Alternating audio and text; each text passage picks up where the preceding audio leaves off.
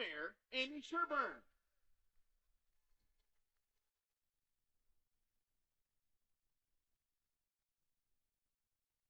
All right, Mrs. Mayor, let's see what you got.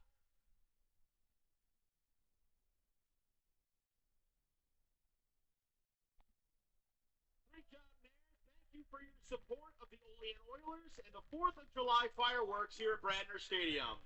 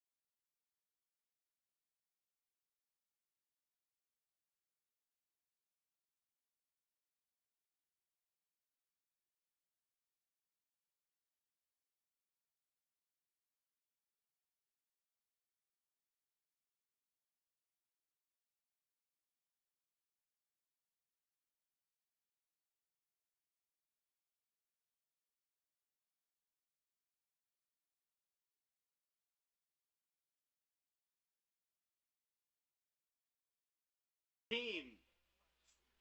Starting for the Jamestown Tarp Skunks in center field, number 2, Grant Moore.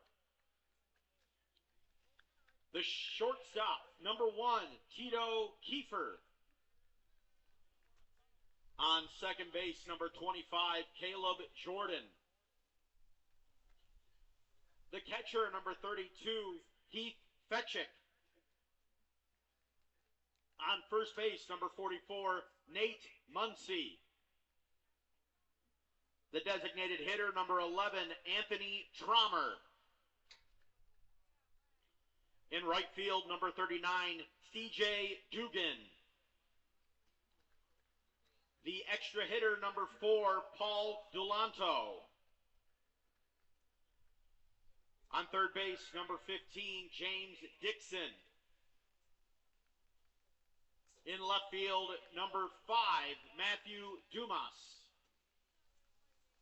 And starting on the mound for the Tarp Skunks, number 12, Tate Johnson. The Tarp Skunks are managed by Joe Riedebach.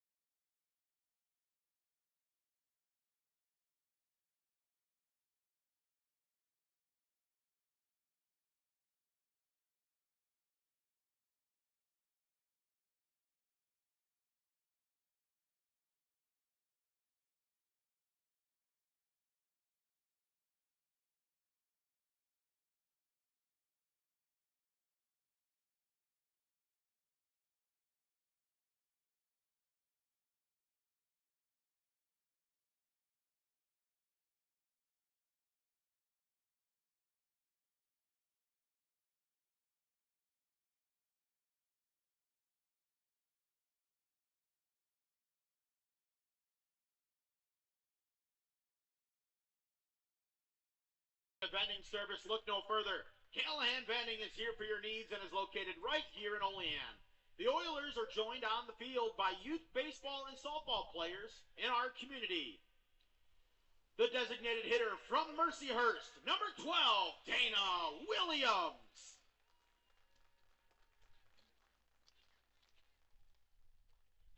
On second base from John Carroll, number 20, Thomas Bates. On third base from Mercyhurst, number 24, Logan Coslin. The center fielder from William and Mary, number 34, Cooper Tarley. The first baseman from Bryan and Stratton, number 50, Jack Painter. The catcher from Bergen Community College, number 25, Anthony Radis. In right field from Randolph-Macon, number 22, Brian Fleming.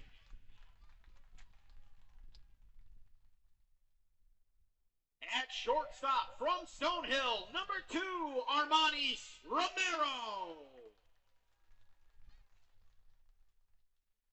In left field from Wofford, number 15, Will Watson.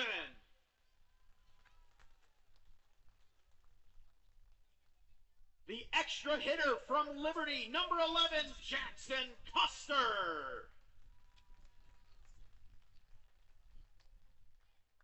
And starting on the mound for the Oilers from Penn State Bayron, number 35, Jake Menendo. The Oilers are managed by Mike Threehouse. Assistant coaches are John Dry, Eric Hemphill, BJ Salerno, and Jake Meeker. Ladies and gentlemen, to honor America and all that protect and serve it, we ask that you please rise if you are able and remove your hats for the performance of the national anthem.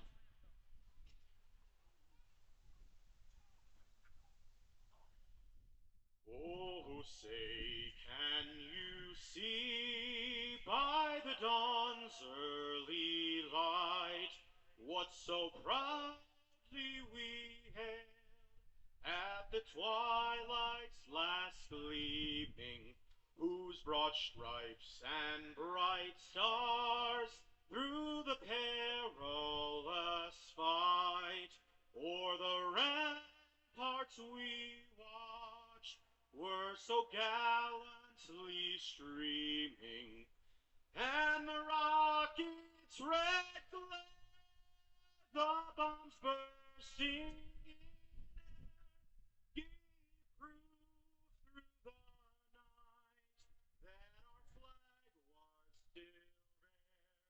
Oh, say does that star-spangled banner yet wave o'er the land of the free and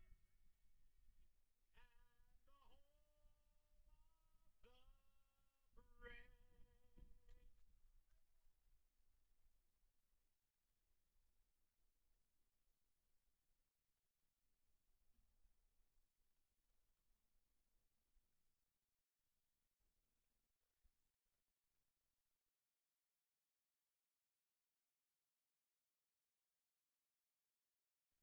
It's a brand new season in a brand new league for the Olean Oilers. The first home game as a member of the Perfect Game Collegiate Baseball League. Good evening, everyone, and welcome to this broadcast of Olean Oilers Baseball. I'm Matt Volz. The Oilers get set to start game number 2 in the Perfect Game Collegiate Baseball League. They began their Perfect Game journey last night in Jamestown, a tough 13-3 loss to the Tarp Skunks, the same team as the Oilers will face in this game tonight. Excellent crowd here for the home opener on a somewhat chilly late May Saturday night. Not super cold, but very, very windy. A lot of wind, and it kind of swirls around here. Hard to tell where exactly it's going. Looks like it's got a left to center field breeze, so we'll see if that becomes a factor tonight. Temperature right around 60 degrees at the time of first pitch, and another excellent crowd here at one of the oldest sporting venues in New York State, Bradner Stadium. The Oilers will send out Jake Menendo, a right-handed pitcher, back for another season with the Oilers. Menendo, a native of nearby Erie, Pennsylvania, going into his senior year at Penn State Barron, throws right-handed, wears uniform number 35, and stands tall at 5'10". So we'll take a look at the Tarp Skunks lineup, which will go to bat against Jake Menendo. Grant Moore will lead things off for Jamestown. Tito Kiefer will come to the plate second. Caleb Jordan bats third. Heath Fetchick will bat in the cleanup spot. Nate Muncy will bat fifth. The DH Anthony Trommer comes to the plate sixth. CJ Dugan will bat seventh. Paul Delanto is the extra hitter. He'll bat eighth. James Dixon at third base will bat ninth, and Matthew Dumas in left field will bat 10th. Yes, you heard that correctly. For any Oilers fans or fans that may not be familiar with the rules and regulations of the PGCBL, this league allows an extra hitter in addition to the designated hitter, so there will be 10 batters in both the lineups for Jamestown and Olean tonight. Righty versus lefty matchup as Jake Menendo faces Grant Moore. Menendo into the windup, and that pitch is up high for a ball, and it's 6:36. We are underway in Olean. Moore, the left-handed hitting center fielder for Jamestown. Looking to drop down a bunt and utilize his speed. The 1-0 pitch swung on and chopped foul.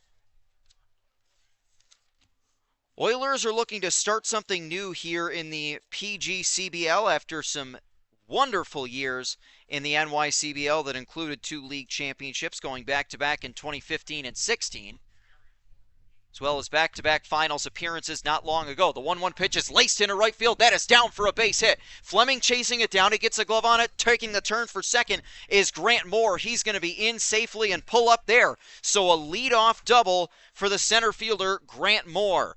Already the first hit of the game for Jamestown, and they've got a runner at second base with nobody out. Grant Moore with a well-placed double right down the right field line.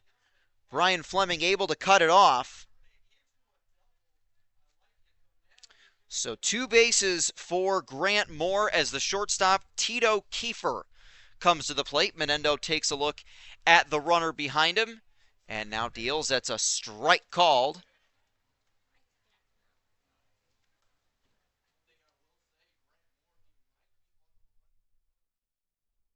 Moore taking a lead off of second. Menendo taking a look back at him. Taking an extended look. The 0-1 pitch is low for a ball. Tito Kiefer, the right-handed hitting shortstop.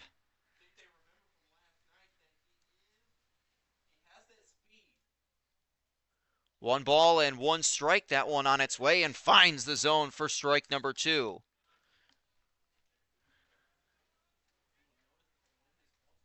Well, for any Oilers fans who may be new to the PGCBL, we're going to see a lot of new teams this season. But one familiar face is the Dansville Gliders come to town on July 4th. The 1-2 pitch is low and away. Travel-wise, it works out a little bit better for the Oilers, of course, with Jamestown just 45 minutes or so to the west. Some other teams in western New York, the Niagara Falls and Niagara teams, as well as the Batavia Muck Dogs, as that one is swung on and hit to short, but it goes right underneath the glove of Armanis Romero, backed up well by Cooper Tarley in center field. And runners at the corners with nobody out for Jamestown. So an early start offensively for the Tarp Skunks, and the Oilers find themselves in a little bit of trouble as Tito Kiefer able to get that one through the glove of Romero at short. So runners at the corners for the left-handed hitting second baseman, Caleb Jordan. First one to Jordan is taken for a high strike. Oilers still looking for their first out of the game and looking to sort of reverse the trend that last night's game set. It was an early offensive eruption for Jamestown that the Oilers ultimately couldn't slow down. As Jake Menendo checks on the runner at first, he's back in safely. That runner is Tito Kiefer at first, with Grant Moore over at third. 0-1 to the left-handed hitting Caleb Jordan. 0-1 offering for Menendo with the runner going. The pitch is a ball. Throw down to second is not in time, and the ball drifts away from Romero, but not far enough to send Grant Moore home. So it's a stolen base for Tito Kiefer. Pitch was a ball to Caleb Jordan, making the count 1-1, and Now you've got runners in scoring position, 2 of them for Jamestown here. Still nobody out in the first. 1-1 pitch from Menendo is just off the plate, ball 2. Oilers sent out Jackson Ross on the mound in a losing effort last night. So 2 balls and a strike with both runners relatively small leads. A 2-1 pitch is swung on and hit in the air out to center. That's going to drop for a base hit. Coming home to score is Moore. Kiefer will stay put at second base. It's an RBI single for Caleb Jordan, already the 3rd hit of the game, and it's 1-0 Jamestown. So an early, great start offensively for the Jamestown Tarp Skunks. 3 hits.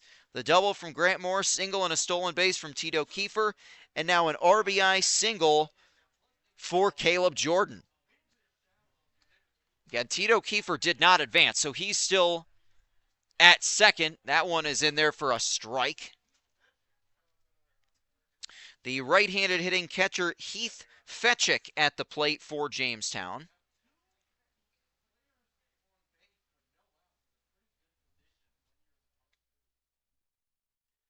That one to Fetchick, swung on and missed, a big cut, and Fetchick came up empty. Well, some new faces for both the Oilers and Tarp Skunks this year. The Oilers do return a few players, tonight's starting pitcher Jake Menendo being one of them. 0-2 from Menendo, just up high for a ball. Second baseman Thomas Bates and right fielder Brian Fleming also returning from very solid seasons with the Oilers last year. First baseman Jack Painter also returning from being with the Oilers last year.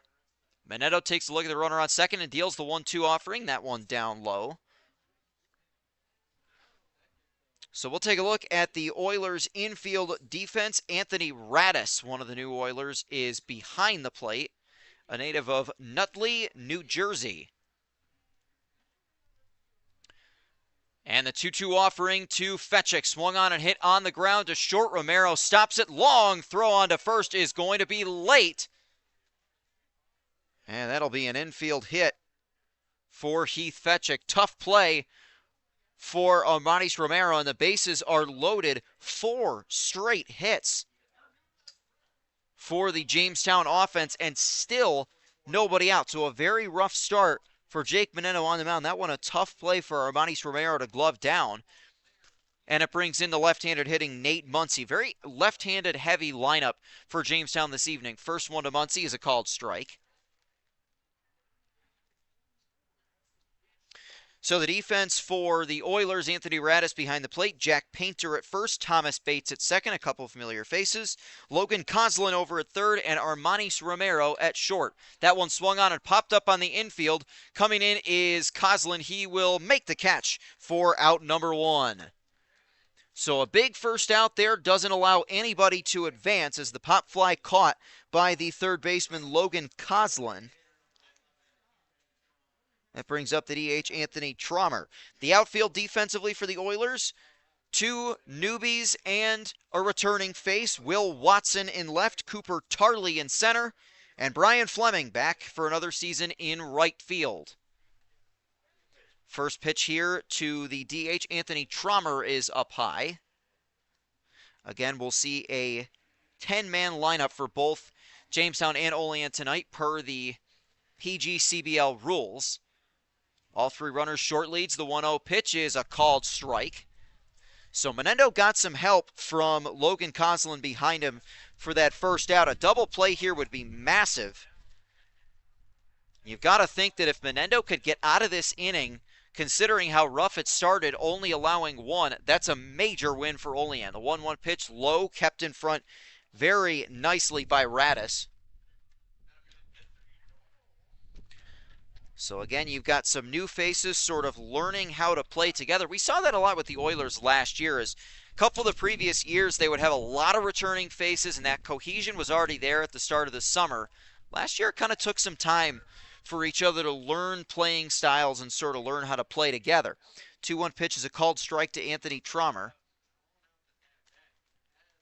Well, the Oilers not only have a handful of new players this year, they've got some new uniforms with O-Town labeled across the front, black uniforms, red lettering. And the 2-2 pitch is up high. Tried to elevate Trommer there. He wouldn't bite, so the count goes full. So a big spot in the game here, even though it's only the first inning. Anthony Trommer, 3-2, bases loaded, 1 out. Big pitch here from Menendo. The windup, the pitch, swing and a miss. He struck him out. A huge strikeout for Jake Menendo, and 2 are gone in the first. Menendo has strikeout number 1 tonight as Anthony Trommer goes down swinging. And now here comes the right fielder, C.J. Dugan. We'll see if Menendo can get out of this. Dugan, right-handed batter, wears number 39. First offering from Menendo is low and away, ball 1. Again, Jamestown started this inning with 4 straight hits, a double from Grant Moore, a single from Tito Kiefer, and then he stole a base. Caleb Jordan brought the run home with a single. Heath Fetchick with an infield single as well, as the 1-0 pitch is a strike called to C.J. Dugan. But a pop fly to Logan Coslin was massive and a huge strikeout of Anthony Trommer. 1 ball and 1 strike to the right fielder Dugan, and the pitch from Menendo that just missed. Maybe a little bit inside. Height-wise, certainly looked solid. Again, for anybody unfamiliar with the dimensions of Bradner Stadium, our view in the press box is down the first base line, a little bit on the outfield side of first. 2-1 pitch is low and away, ball 3. So Menendo's got to be really careful here against C.J. Dugan with the extra hitter Paul Delanto waiting on deck. No place to put Dugan. 3 balls and a strike. And the offering from Menendo, swing and a miss. He needed a big pitch there, and he got one. So now all 3 runners will be off with the pitch, and another huge offering coming up for Jake Menendo. 3-2 with the bases loaded behind him, 2 outs. And the payoff pitch from Menendo, swung on and fouled down the first base line. We'll do it again. Some solid speed and scoring position for Jamestown with Tito Kiefer at third. He's already got a stolen base tonight. Caleb Jordan at second and Heath Fetchick at first. 3-2 to C.J. Dugan. And the pitch from Menendo, swung on and fouled away again. Oh, it didn't take long, but we've got our first foul ball hit at State Street behind us. We knew it wouldn't be long. Again, anybody unfamiliar with the dimensions of Bradner Stadium, the street runs right behind the right field line in foul territory. And the 3-2 from Menendo. High, ball 4, and Menendo walks in a run. So after a couple of really strong pitches from Jake Menendo, loses C.J. Dugan to walk in a run. Jamestown has put 2 on the board in the first. Tito Kiefer trots home, Caleb Jordan over to third, and Heath Fetchick goes to second on the 2-out walk. So not able to have the same luck with Dugan that Jake Menendo had with Anthony Trommer, the DH, and it brings up the 8th place hitter, the extra hitter, Paul Delanto. First pitch to him is taken inside for a ball. Oilers waiting to get their chance offensively as the Tarp Skunks have plated 2 here in the top of the first. 1-0 from Menendo, swung on and hit high in the air, out to deep right. This could be trouble. Fleming looking back. That is gone for a grand slam. Paul Delanto, the extra hitter, a grand slam, and it is 6-0 as Jamestown has blown this game wide open. Paul Delanto crushes an opposite field grand slam the other way.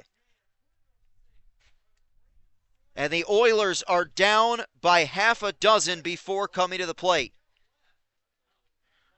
A rough first inning for Jake Menendo, and they'll go out and meet with him on the mound. Menendo was 1 pitch away from getting out of this inning, having surrendered only 1. But the walk to C.J. Dugan walked in a run. And the grand slam for Paul Delanto on the second pitch he saw. So the home debut in the PGCBL so far for the Oilers has not gone as planned, but still plenty of time for Olean to turn things around. Just got to get out of this top of the first inning here as James Dixon, the third baseman, steps to the plate. A stunned, silent crowd at Bradner Stadium after that shot clearing the bases from Paul Delanto. First offering to James Dixon, offers at the bunt. Ultimately does not get a piece of it, strike one. Dixon, another right-handed infielder for the Tarp Skunks. They have a good mix of lefties and righties in their lineup. Menendo into the windup, and the 0-1 pitch on its way. That skips in the dirt, ball one. Again, Anthony Radis, the catcher behind the plate for his first home game as an Olean Oiler. A ball and a strike. Menendo into the windup, hoping to get out of this inning. The 1-1 pitch is low and away, ball two. So this has turned into a very lengthy first inning for the Oilers, and the 10-spot hitter Matthew Dumas is already on deck. Menendo hoping to not see him until the second inning. Righty versus righty matchup. Menendo into the windup, and the 2-1 offering is taken low and away, ball three. 4 hits, 1 walk, or 5 hits, I should say. 5 hits and 1 walk. And everybody came home to score in a 6-run first inning for Jamestown. The 3-1 pitch is a called strike. So again, Menendo finds himself with a full count, 2 outs. It's the third time, or the second time we've seen it, as he struck out Anthony Trommer for the inning's second out on a 3-2 pitch. We'll see if he can do the same to Dixon here. That one swung on, hit on the ground. Armanis Romero has it at short. Throw on to first in time for the out. And a very, very rough first inning comes to an end. 5 hits and 1 walk and a grand slam from the extra hitter Paul Delanto brings home 6 in the top of the first. Oilers will come to bat in the home half of inning number 1, trying to dig themselves out of a 6-0 hole.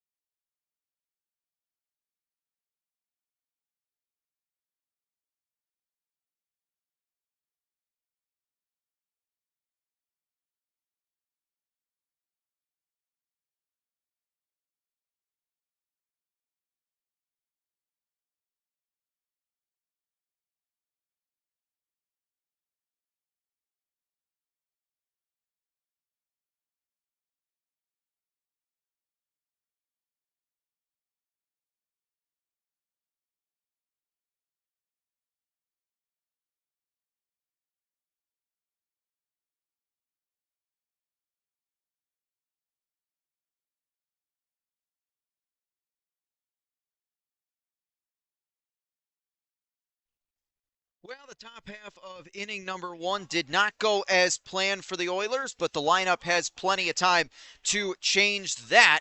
And they'll get started with the designated hitter, Dana Williams, another new Oiler this year. Williams wears uniform number 12, and he will go up against Jamestown's number 12, the right-hander Tate Johnson on the mound. Dana Williams, a left-handed hitter, and he takes the first pitch for a ball. So the Oilers' batting order, Dana Williams, the DH, leading off. Thomas Bates will bat second. Logan Coslin third. Cooper Tarley will bat in the cleanup spot. First, the 1-0 pitch on its way to Dana Williams is up high for ball 2.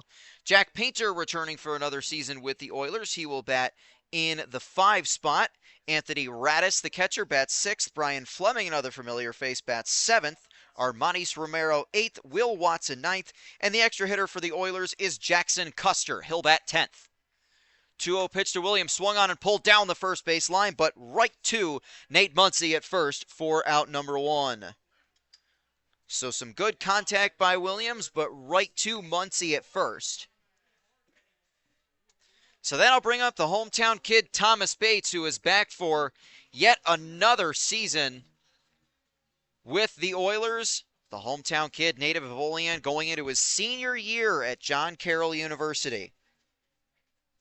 Bates, a right-handed batter, wears uniform number 20, as he has for his whole Oilers career. First pitch to him here is taken for a strike. So again, a good solid mix of lefties and righties for the Oilers as well. Next up, we'll see the righty Logan Coslin. 0-1 to Bates is up high for ball 1. So officially, for stat-keeping purposes, the ball off the bat of Tito Kiefer ruled an E6. It rolled under Armanis Romero's glove in the first inning. So 4 hits, 1 walk, 1 error in that first inning. 1-1 to Thomas Bates is inside. That backs him up off the plate. So the Oilers lineup certainly has some work to do against Tate Johnson, who's making his first start of the season with the Tarp Skunks. Johnson into the windup. The 2-1 offering to Bates is inside. Again, back-to-back have really backed him up off the plate. Ball 3.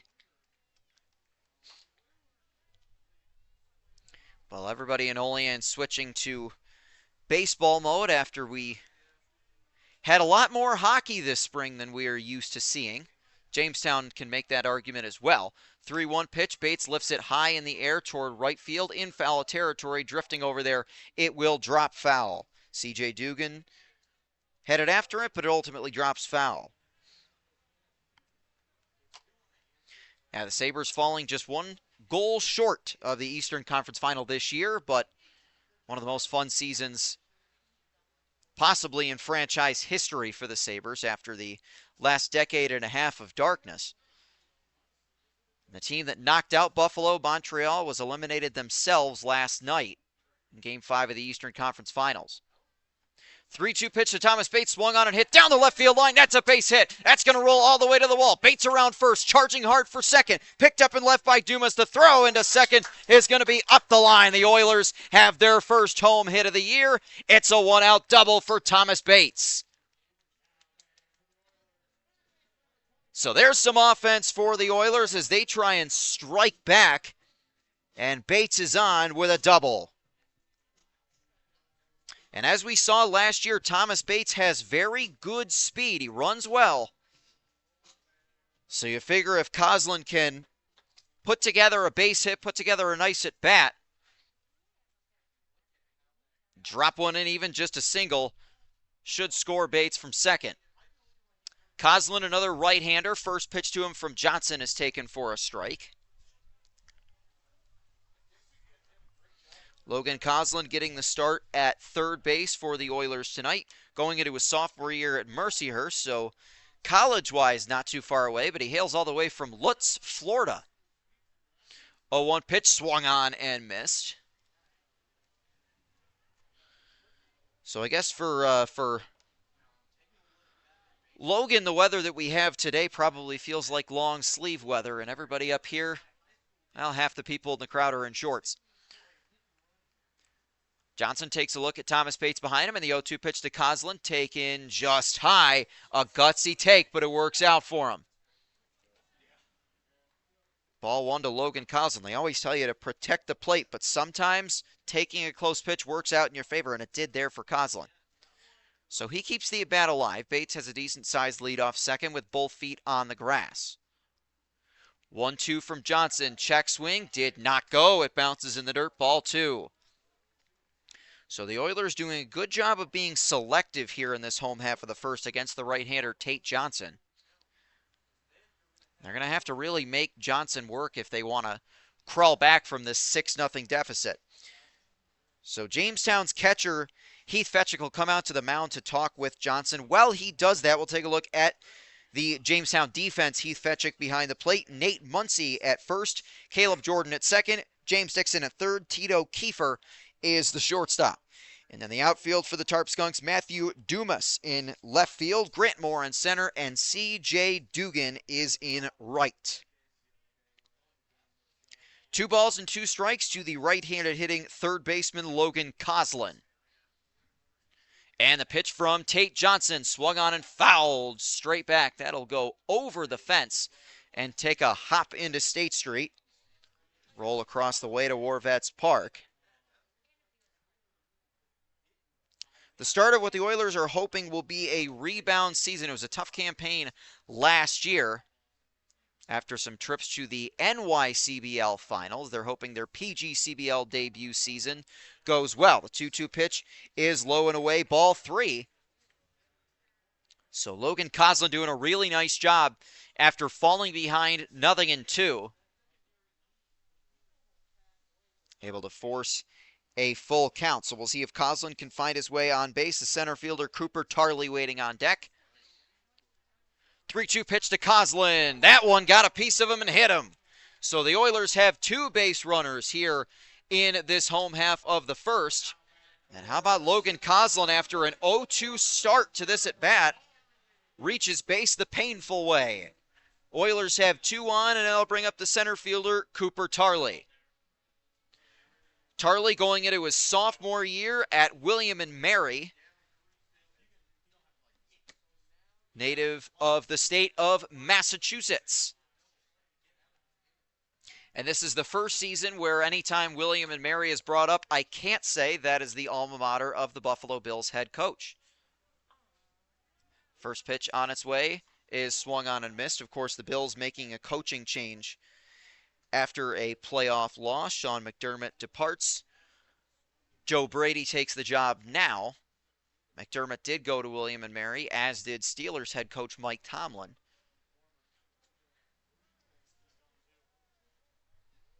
Former Steelers head coach Mike Tomlin. It's hard to keep up with everybody going everywhere in the NFL. You get so used to things. The 0-1 pitch is a ball, throw back down to first. He's in there safely. It's kind of like for any football fans, and I'll try to think of a baseball example, but any football fans, when Aaron Rodgers, or even Brett Favre for that matter, first departed from the Packers and went to the New York Jets, it just kind of didn't feel right, didn't sound right. 1 ball and 1 strike. And the pitch to Tarley, check swing. Did he go? He did not, or he did.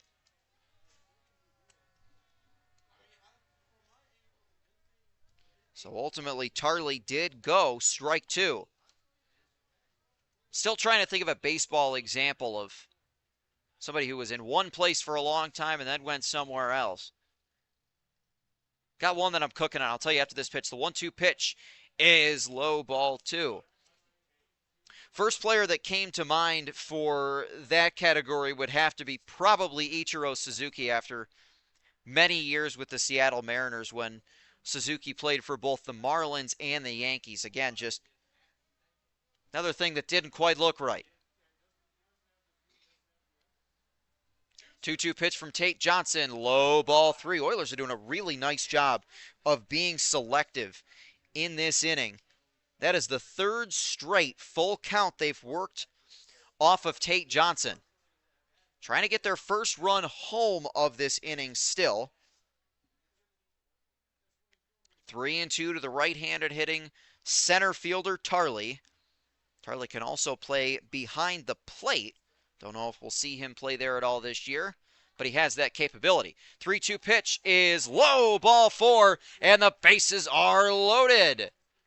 So we may have a shootout on our hands. Oilers trying to get themselves on the board, but they've got the bases loaded for a returning face, Jack Painter. Painter getting the start at first base for the Oilers this evening. Wore number 32 last year. He'll wear number 50 this year. Painter, a redshirt sophomore at Bryant and Stratton College down in Virginia. A native of Columbia, South Carolina. I would imagine that Jack Painter is probably looking forward to college football season, as the University of South Carolina looks like they'll probably be pretty good this year. First one to Painter is swung on and chopped foul. Of course, South Carolina bringing back their excellent quarterback, Lenora Sellers.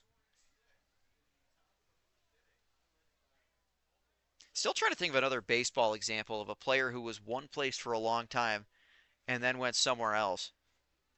Ichiro's the only one I got so far. The 0-1 pitch to Painter swung on and missed. Only other thought was maybe Alex Rodriguez for a while ago because he was with the Rangers for so long, but his tenure with the Yankees was pretty known too. The crowd in the press box says Pete Alonso, so we'll give it to him. The 0-1 pitch or the 0-2 pitch is low. Of course, Alonso several years with the Mets, now playing first base for the Baltimore Orioles. Pete Alonso apparently just hit a walk-off too, which I believe is the second straight night that the Mets have had a walk-off. Last night there were something like 13 different walk-offs in the big leagues, which I believe set a record. The 1-2 pitch is low, ball 2.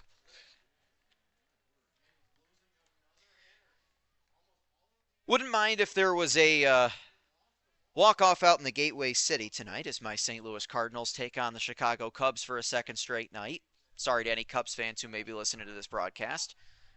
2-2 pitch is up high, ball 3. So again, the selective nature of the Oilers hitters has really made Tate Johnson work in this bottom of the first. The fourth straight full count, and Painter will try to be the fourth straight to reach for Olean. 3-2 to Jack Painter. All three runners take their leads as the Oilers try to strike back. And now Johnson's going to step off the mound for a moment. So another big pitch here. A 3-2 pitch with the bases loaded. Thomas Bates at third, Logan Coslin at second, Cooper Tarley at first. Johnson looks over, and the 3-2 pitch to Painter is low and away. Ball 4. The Oilers are on the board. Second straight walk, and the Oilers get their first run of the game. That is an RBI for Jack Painter, as Thomas Bates trots home for Olean's first home run of the season. Now, mind you, that's not home run of the season. That is home space run of the season.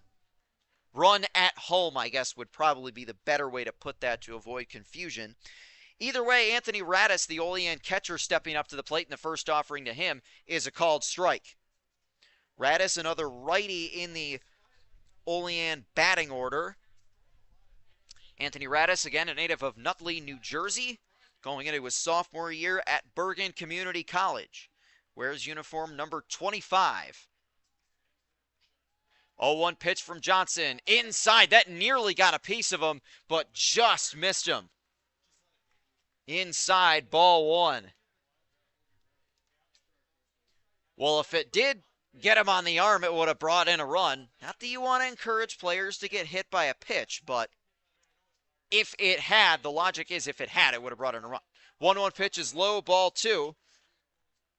Of course, anytime a batter steps up with the bases loaded, you have to be reminded of another great number 25. somewhat of a controversial figure in baseball, of course, from the steroid era, but the great Mark McGwire, one of the best home run hitters of the 90s and 80s and really all time. 2-1 pitch, low and inside, ball 3. Another 3-ball count. So Oilers looked like they were headed for trouble after a rough top of the first, but this may be the way it is for both teams tonight. 3-1 to Anthony Radis. All 3 runners with short leads. The 3-1 from Tate Johnson.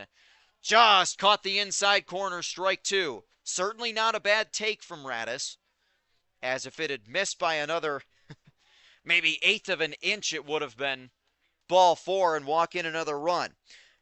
But the 5th straight full count against Tate Johnson.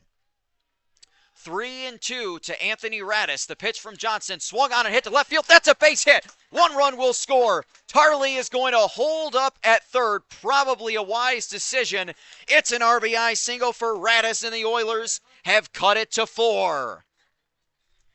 And after a really rough first inning, Brian Fleming coming up to the plate, and he represents the tying run. And for Oilers fans who were with us last year, they may remember that Brian Fleming certainly has some pop in his bat. He's got the capability to put the ball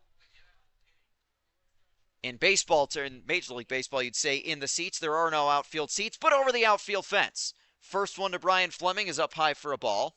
Fleming bats left-handed. He's got a different jersey number this year. Wore number 9 last year. He'll wear 22 this year. A native of the state of Delaware, a junior entering his junior year at Randolph-Macon College. 1-0 offering to Fleming is a strike called on the inside corner. So the Oilers have struck back with 2 hits as well as 2 runs.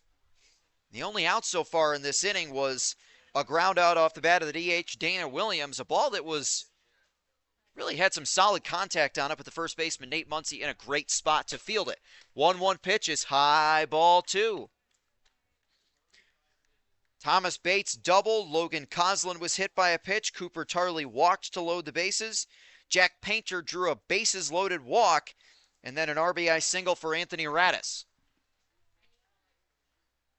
2-1 pitch to Fleming is high, ball 3. Well, I think it's possible to say that by the time this first inning does come to an end, there have been entire games that have taken the length of this first inning. That may be a bit of an exaggeration, although maybe not. There have been some pretty quick games played in the past. 3-1 to Brian Fleming.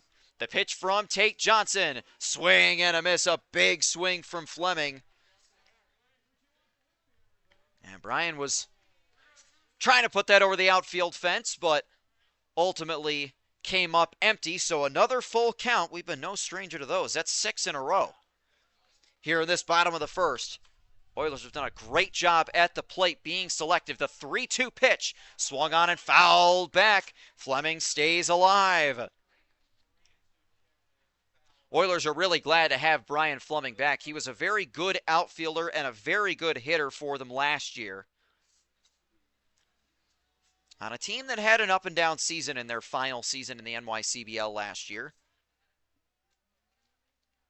Johnson into the windup. The 3-2 pitch to Fleming. Swung on and hit out to shallow center field. That will be caught. Tagging and coming home is Tarley. He will score. So it's a sacrifice fly for Brian Fleming to make it a 6-3 game. Well, Fleming will take the RBI. Would have loved to hit, of course, but a sac fly for out number 2, and the Oilers will gladly take that as Cooper Tarley trots home for the Oilers' 3rd run of this home half of the first. Well, at the very worst, the Oilers have halved the Jamestown lead, and once again, the tying run is at the plate. That's the shortstop, Armanis Romero. Romero with runners at first and second and 2 outs. First pitch to him is swung on and fouled back. Romero, a right-handed hitting shortstop, wears uniform number 2. going into his sophomore year at Stonehill, native of Roxbury, Massachusetts. And again, speaking of famous baseball players, you're reminded of players like Alex Gonzalez, infielders to wear number 2 and excel. The 0-1 pitch is a called strike.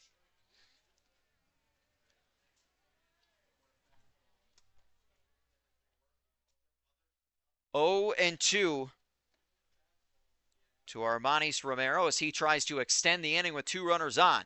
Tate Johnson looks behind him. The 0-2 pitch is inside. Another really tough take. Well, you tell you what, the Oilers certainly have no fear in the batter's box. They have been courageous with some of their takes, and it's worked out for them. 1-2 to Romero, and the pitch from Johnson. Swung on and popped up on the infield. This should be playable, and reaching back and making the catch is Tito Kiefer for out number 3. Well, after a very shaky top half of the first where the Oilers allowed 6, give credit to the Olean offense. They rallied back to cut that Jamestown lead in half. We'll see if we have a less eventful second inning. After 1 at Bradner Stadium, Jamestown leading Olean 6-3.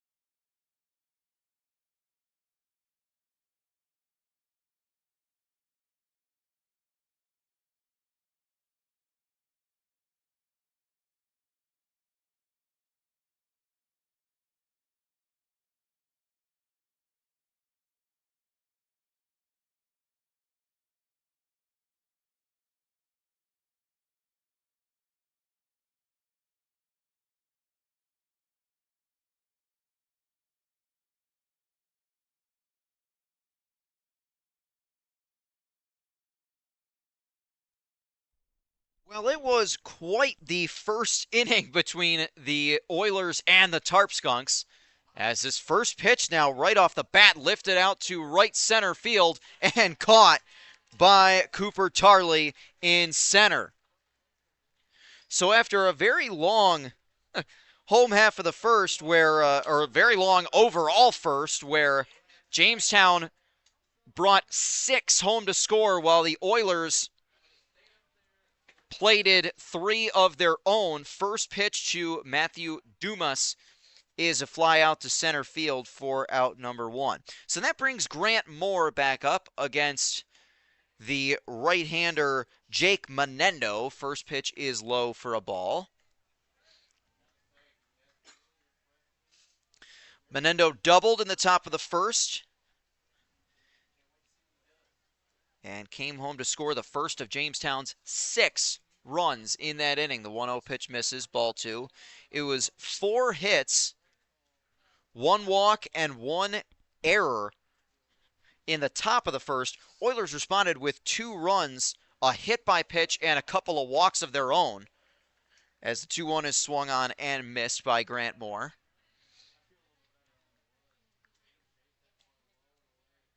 And it has been A wild one so far in Olean. The 2-1 from Menendo, low and inside, ball 3.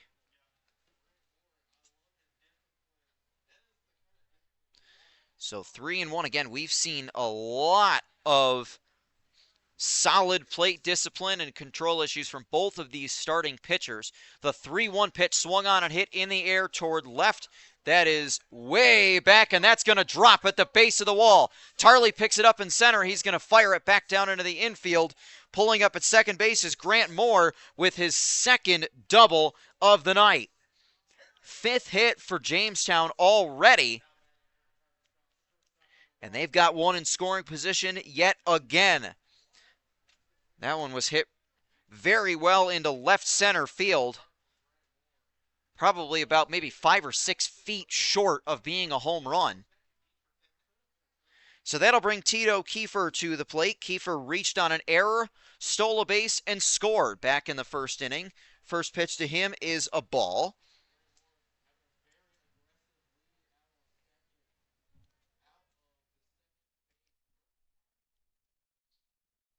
Menendo taking a look behind him at Grant Moore, and now he'll disengage and throw back to second. He's back in safely. Again, a very good crowd on hand for the home opener for the Oilers this season. Next year will mark 15 years of the return of Oilers baseball. The 1-0 pitch swung on and hit on the ground to second, fielded by Bates. Double clutch throw to first in time for out number 2. Grant Moore does advance to third, but that's the second out of the inning, and a big second out. So now Jake Menendo trying to get himself out of this inning and put a 0 up on the board after a 6-1 up there in the top of the first. Got a lot of help from his lineup, and he's hoping that continues. First pitch to Caleb Jordan is low for a ball. Jordan singled and scored back in the first. Scored the third of the 6 Jamestown runs. Came home on the grand slam. That one grounded to third. Throw to first in time for out number 3. Jamestown leaves a runner at third, and a 0 is put up for the first time in this game. We'll head to the bottom of the second inning as the Oilers look to continue what they started in the bottom of the first, still trailing the Jamestown Tarp Skunks 6-3.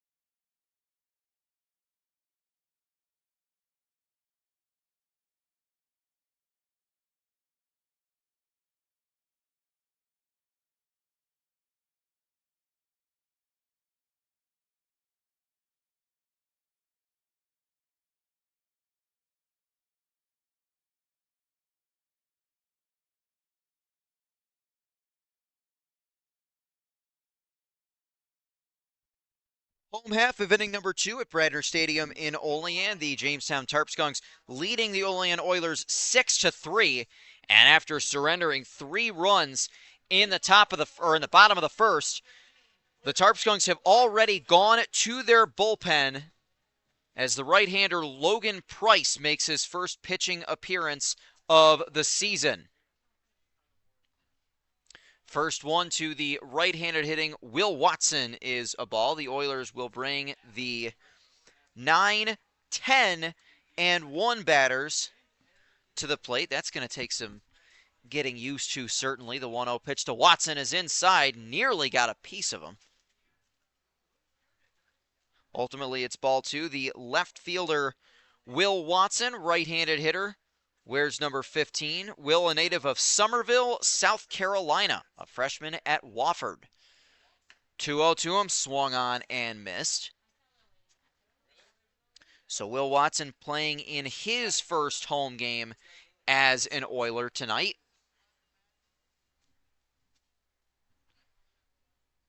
Righty-righty matchup. The extra hitter, Jackson Custer, on deck for the Oilers. 2-1, that hit him. So the second Oilers batter to be hit by a pitch tonight, and the leadoff man is on in the home half of inning number 2. Once again, reaching base the painful way. May take an ice bath tomorrow morning, but you'll take it. It gets you on base. So Will Watson reaching, and that'll bring up the extra hitter, Jackson Custer. And Custer comes onto the field, comes up to the plate the same way the Buffalo Sabres came onto the ice in the playoffs with Money for Nothing by the Dire Straits. First pitch to Jackson Custer is a ball. Custer, a native of Lebanon, Pennsylvania, a sophomore at Liberty University. 1-0 pitch is up high, ball 2. And for anybody who didn't get to see it, the playoff intro for the Sabres was absolutely electric. And the games were pretty fun too. 2-0 pitch is just off, ball 3. Again, the Oilers have been really gutsy at the plate. They've done a fantastic job of taking close pitches, and it's worked out beautifully for them. So 3-0 to Jackson Custer, the extra hitter. And the pitch on the way. Ball 4. The first 2 have reached for the Oilers in the bottom of the second. Well, that's the way you respond from giving up 6 in the top of the first. You strike back, not only adding 3 onto the board in the bottom of the first, but now getting the first 2 batters of the home half of the second on. So the leadoff man, Dana Williams, the DH, will come back to the plate. Williams 0 for 1. He grounded out in the first. First and second, nobody out. First pitch to Williams. Tries to drop down the bunt. Pulls the bat back.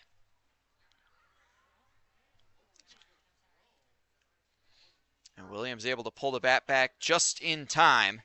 And it's ball 1.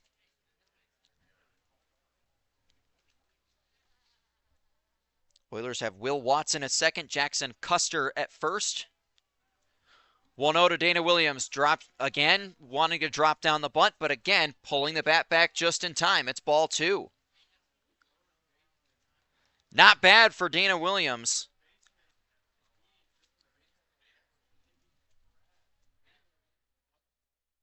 So Williams trying to utilize the sacrifice to get his runners in a scoring position. See if he tries to drop it down again. He will. The 2-0 pitch is dropped down, foul. Just missing the placement.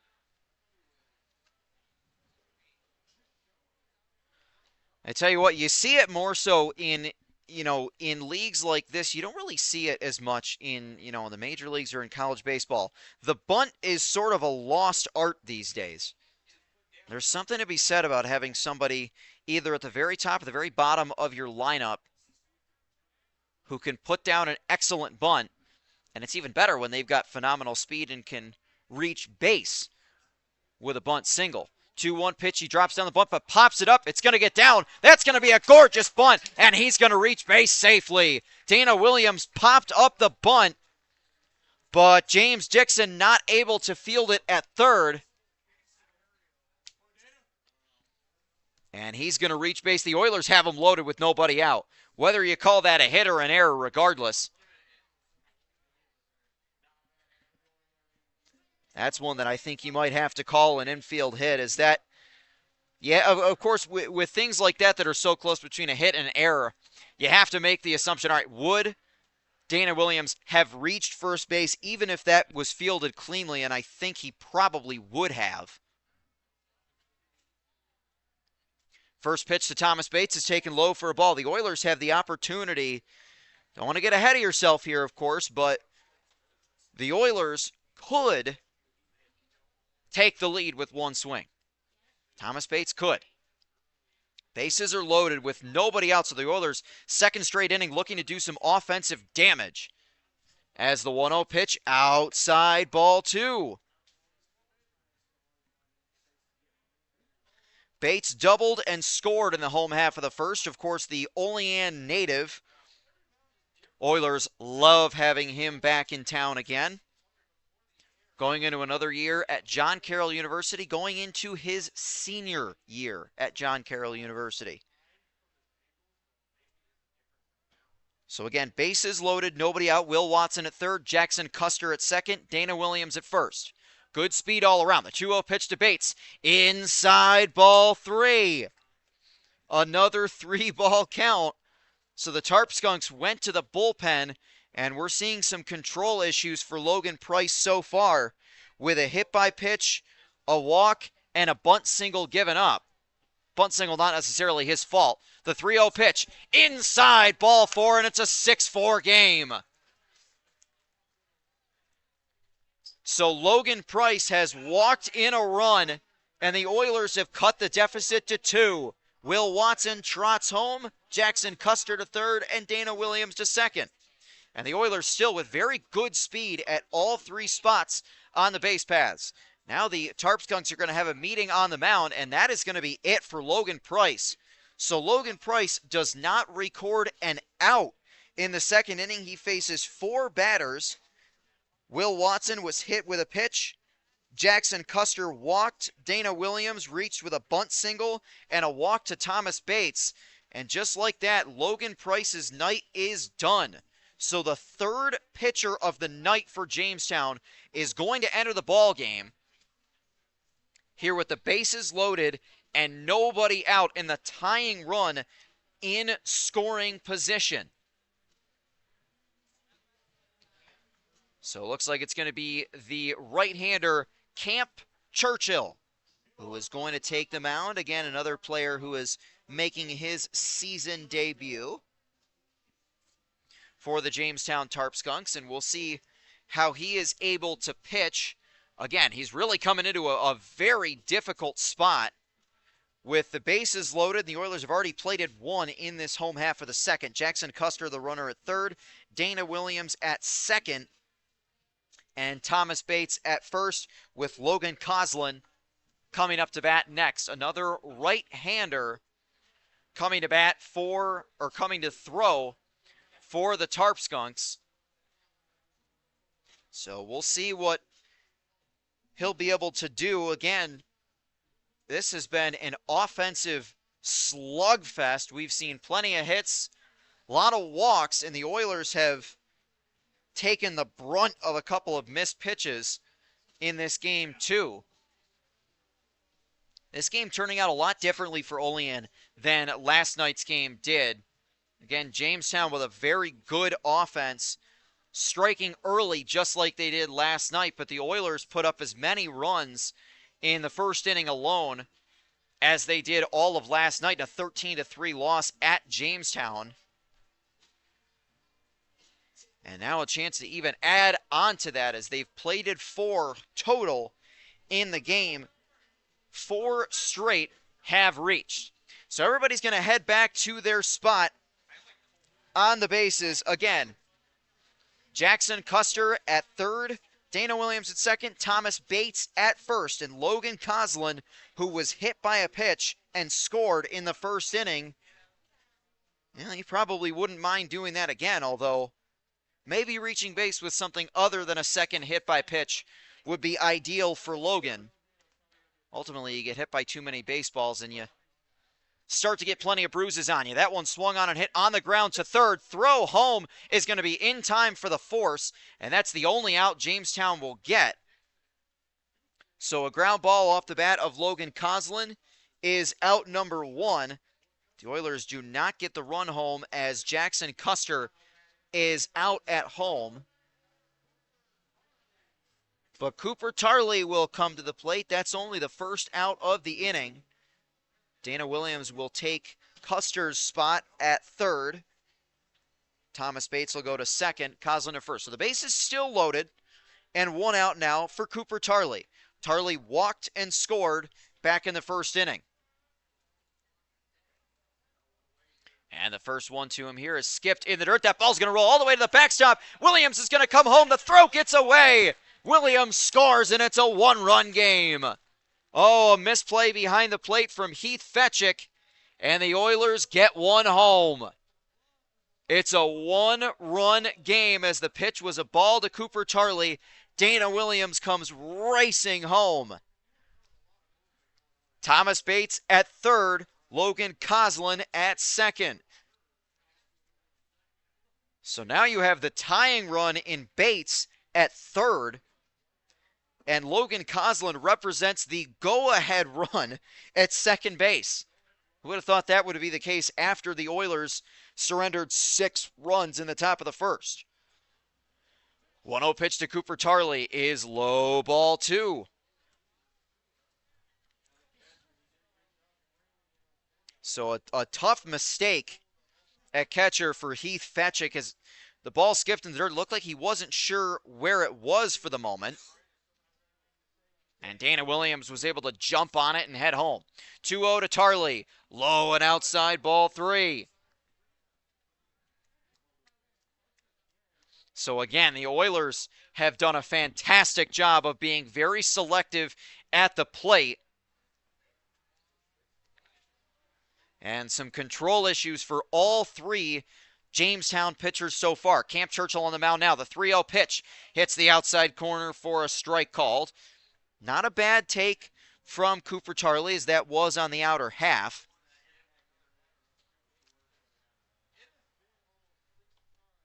Three and 1 to the right-handed hitting Tarley, the new center fielder for the Oilers in his home debut for Olean. The 3-1 pitch, swing and a miss, a big swing, and Tarley comes up empty.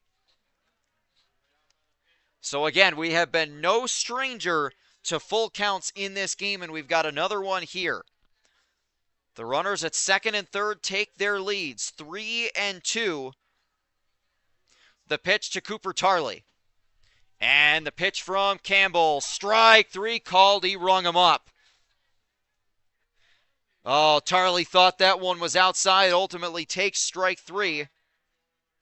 First strikeout for Camp Churchill. First strikeout for any Tarp Skunks pitcher in the game. And that is a huge second out for Jamestown. So that keeps the 2 runners right where they're at. Jack Painter will come back to the plate. Painter walked back in the first inning, walked in a run, got an RBI for that, and takes the first pitch high and outside, ball 1. Now, we saw last year Jack Painter certainly has some pop in his bat. He's no stranger to the home run.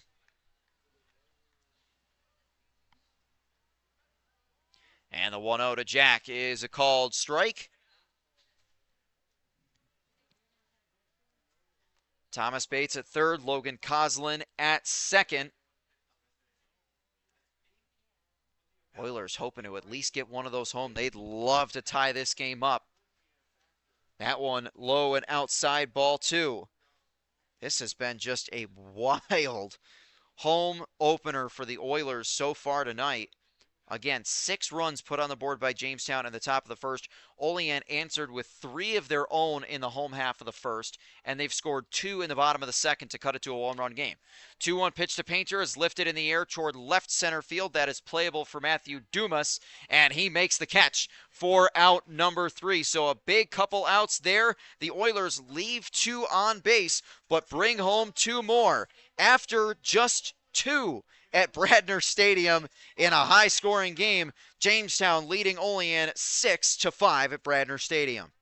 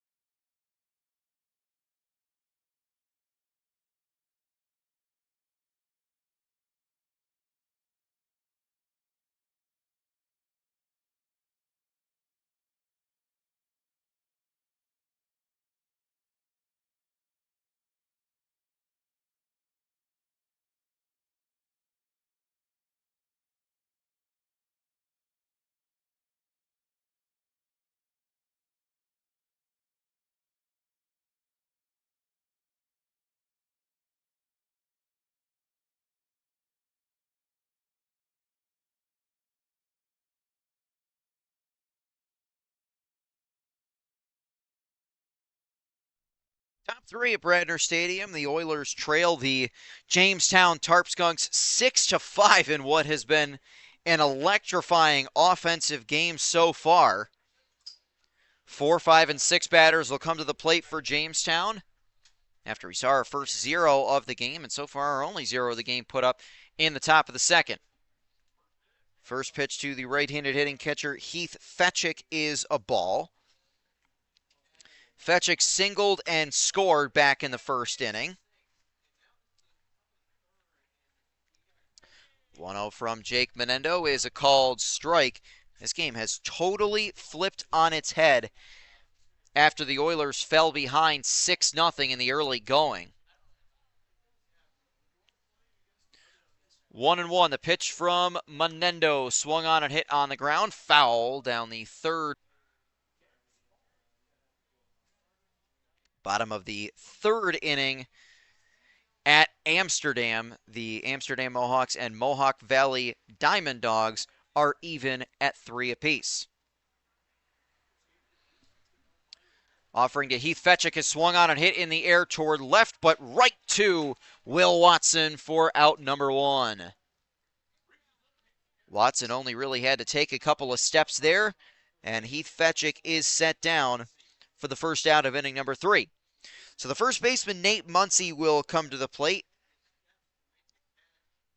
Muncy, the number 5 batter, he was the first to be set down back in the first inning. A pop out to the Oilers' third baseman, Logan Coslin. First one to him here, swung on and missed. Menendo hoping for a much quicker inning than the first inning was. Second inning, only one reached. It was a double from Grant Moore. 0-1 pitch misses for ball 1.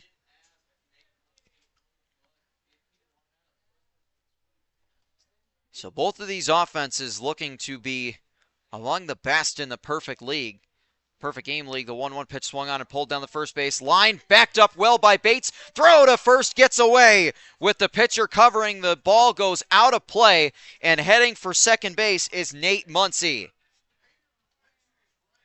Second error of the game for the Oilers. And now a runner in scoring position for the third consecutive inning. It was backed up beautifully by Thomas Bates as the ball got past a diving Jack Painter at first. But the throw to first with the Oiler pitcher Jake Menendo covering, the throw got away. So an error charge to Olean and a runner in scoring position for Anthony Trommer, the DH. First one to him is up high for a ball.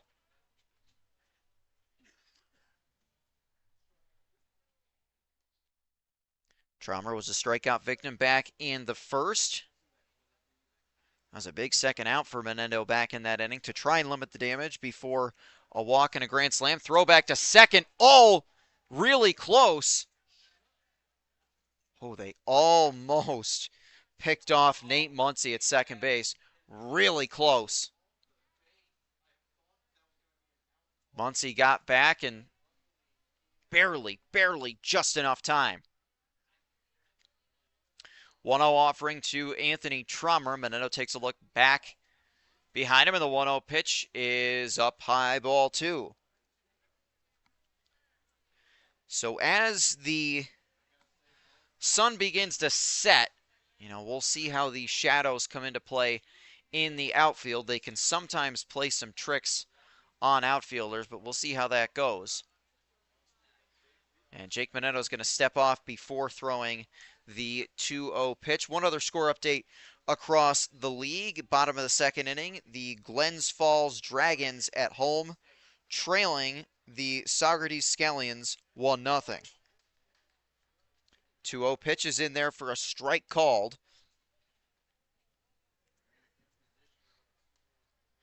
Again, the Oilers will be seeing all new opponents this year with the exception of the Dansville Gliders, who will come to town on the 4th of July.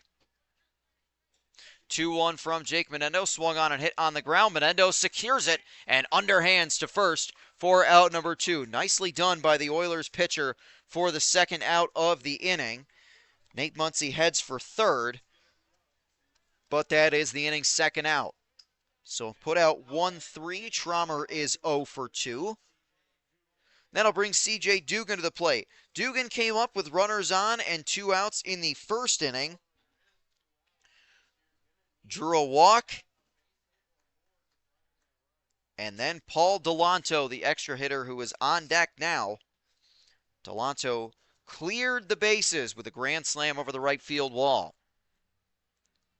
For runs 3, 4, 5, and 6 for Jamestown in the first.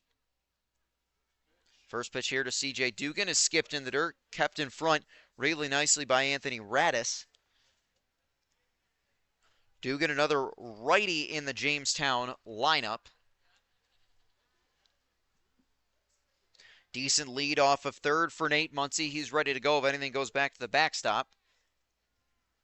1-0 to Menendo, swung on and missed, and that might have gotten a piece of Anthony Radis. So Radis trying to shake that one off. It is strike 1 to C.J. Dugan. The home plate umpire and Jake Menendo will both go out and check on the Oilers catcher. And it looks like Radis is all right. Just got to shake that one off. Might have just gotten a piece of him. So Menendo will head back to the mound with a runner at third and 2 outs behind him. Menendo stepping back on.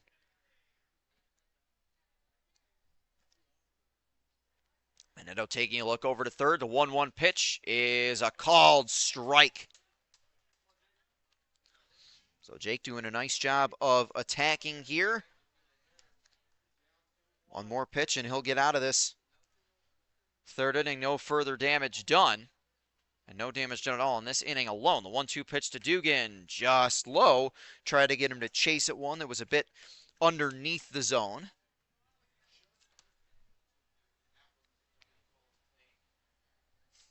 Again, we talk about a game of gutsy takes. That was yet another one right there. Muncy dancing around third. The 2-2 pitch swung on and hit on the ground to short. Throw on to first for Romero is in time for out number 3. Once again, the Oilers strand a runner in scoring position. We'll make our way to the home half of the third. Oilers still down just 1. Jamestown 6, Olean 5.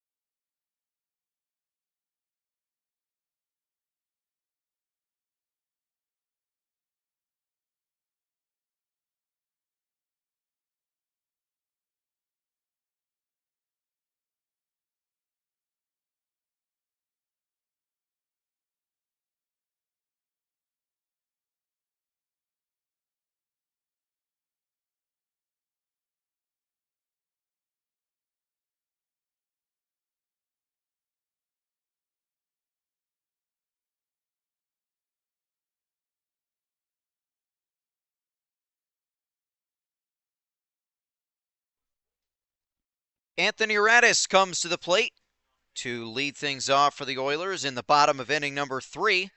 Radis singled back in the first, drove home a run with that single. First pitch to him inside. Oilers have already been hit with 2 pitches so far in this game. So we will see Radis followed by Brian Fleming and Armanis Romero, who had the infield assist to end the top half of the third. 1-0 pitch is low, ball 2.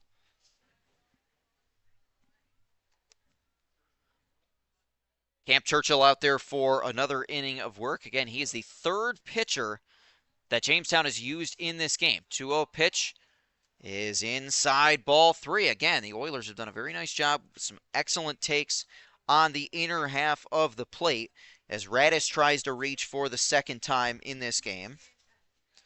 He's ahead 3-0 on the right-hander Camp Churchill.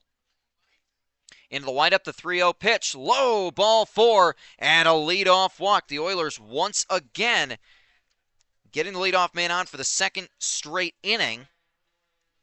And another walk for the Olean lineup, which they've had plenty tonight. Brian Fleming coming to the plate. Fleming drove home a run with a fly ball to center back in the 1st inning. And he'll step up with a runner at first and nobody out.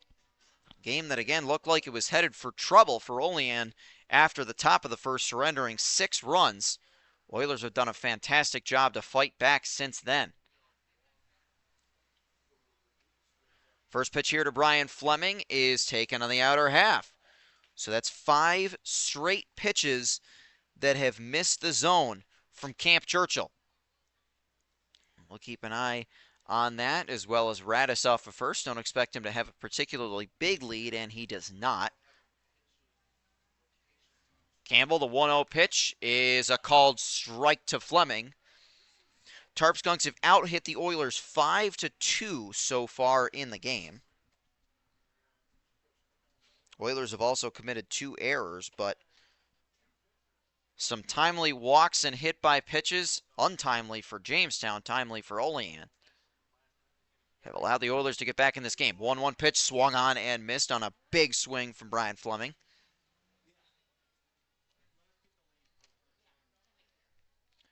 And Armanis Romero waiting on deck for Olean. Radis a very short lead off of first. Oilers are hoping for their first 9-inning game of this season as they were mercy ruled last night. The 1-2 pitch skips in the dirt. That one goes all the way back to the backstop, and Radis is going to head for second base.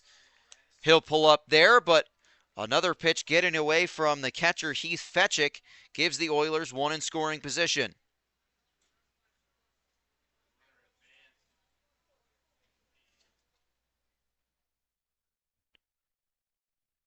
So 2 balls and 2 strikes.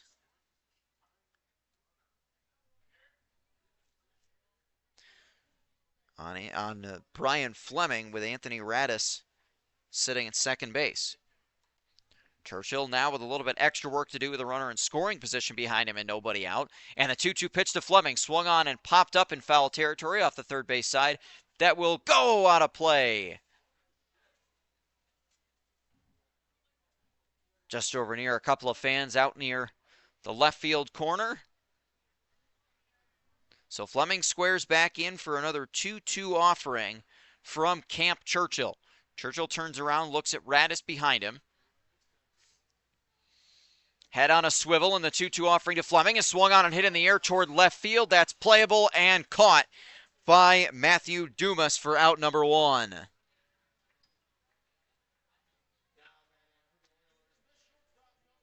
Well, a good job by... Nice fly ball hit by Fleming, but ultimately caught out in left field. Radis stays put at second, and that'll bring Armanis Romero to the plate. Romero popped out to Jamestown shortstop Tito Kiefer in the first, and that ended the first inning. First pitch to him here, swung on, hit on the ground, hot shot to second, gloved and thrown on to first in time. Caleb Jordan made a nice jump on that and throws out Armanis Romero. Heading for third was Anthony Radis. So again, as we've seen a handful of times in this game, 2 outs and a runner at third. So here comes Will Watson, who has a great walk-up song, Real Gone by Sheryl Crow, which some fans may know from the movie Cars. One of the greatest cinematic masterpieces of all time, if you ask me. The first pitch to Will Watson swung on and missed. Watson was hit by a pitch to lead off the home half of the second and came around to score. Radis standing at third, the 0-1 pitch, high and inside, ball one. Radis hoping to get a ride home from his left fielder, Watson.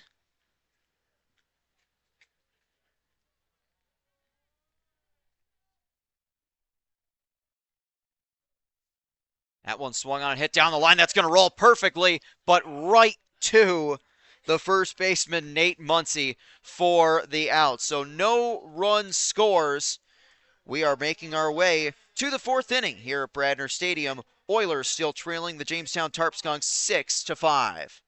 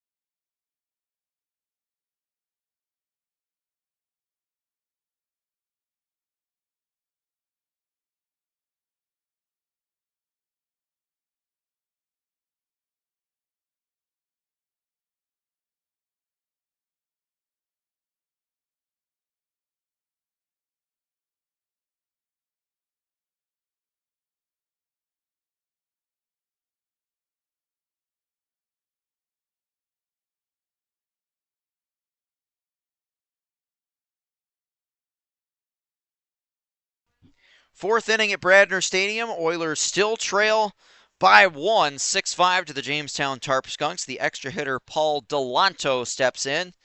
And he made some noise with his at-bat in the first inning. A grand slam over the right field wall. First pitch to him is a ball. Glad you're with us on this Oilers home opener of the 2026 Perfect Game Collegiate Baseball League season. I'm Matt Volz. 1-0 pitch from Jake Menendo. Swung on and hit on the ground. That'll get through for a base hit to right field. So Delanto 2 for 2. A single to lead off inning number 4.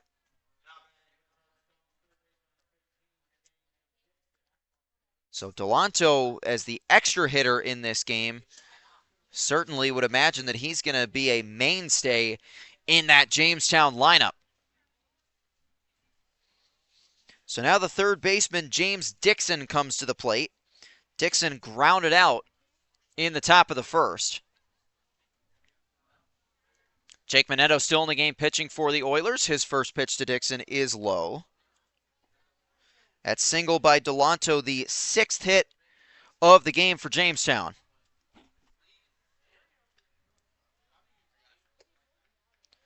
One ball, no strikes.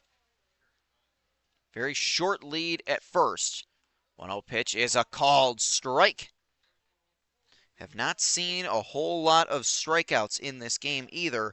Just one for either team.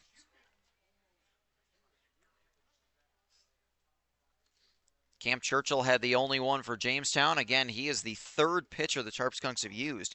Jake Minetto started this game for the Oilers. 1-1 pitch swung on and hit on the ground. Foul up the third base line. So Paul Delanto will have to head back to first. Very short lead off of first for the extra hitter for the Tarp Skunks. The 10-spot hitter, Matthew Dumas, is on deck for Jamestown.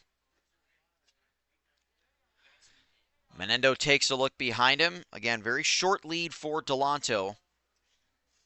And the 1-2 to Dixon. Low ball 2. Trying to get him to chase a little bit.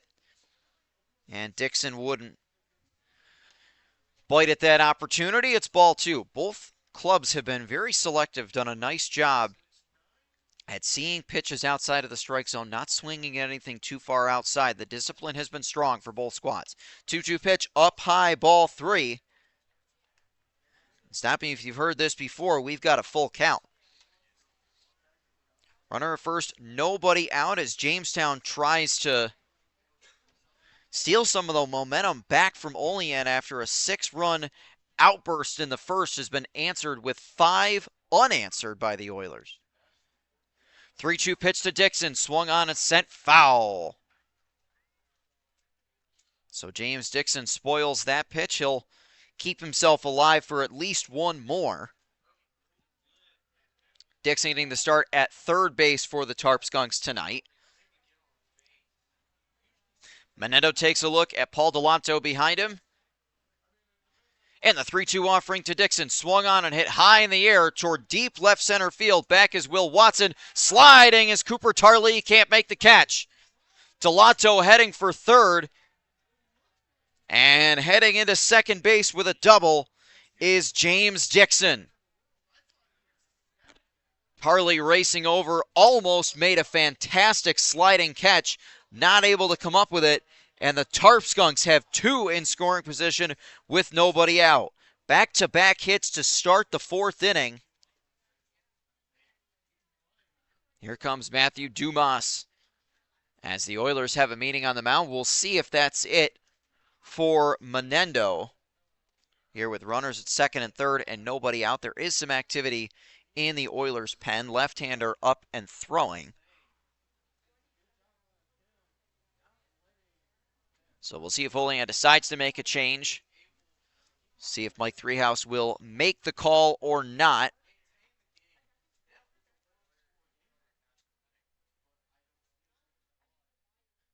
It is the left-hander, Mark Holm, warming up in the bullpen. Home plate umpire comes out to break up the meeting on the mound. And it looks like, at least for now, they're going to stick with Jake Menendo.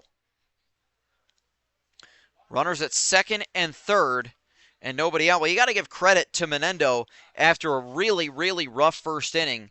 He's settled in since, put up zeros in both the second and third, but facing a little bit of trouble here in the 4th.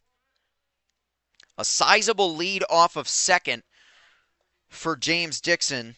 Short lead for Delanto. First pitch swung on and sent foul out of play down the left field line. So Matthew Dumas swinging at the first pitch for the second time. He swung on the first pitch to lead off the second and flew out to center field. Dumas, a left-handed hitter, wears uniform number 5, getting the start in left field for Jamestown this evening. 0-1 pitch from Menendo is taken high and outside. 7 hits for Jamestown in the game. They've out-hit Olean 7-2. And they hold a lead that has shrunk, but they're still up by 1, leading 6-5. 1-1 pitch to Matthew Dumas is swung on and hit in the air toward right. That will go foul. That one pulled just a little bit too much. Had some good distance on it. We've seen a handful of hits go that way in the game, including the grand slam off the bat of Delanto going the other way. Right-handed hitter sending it out to right field.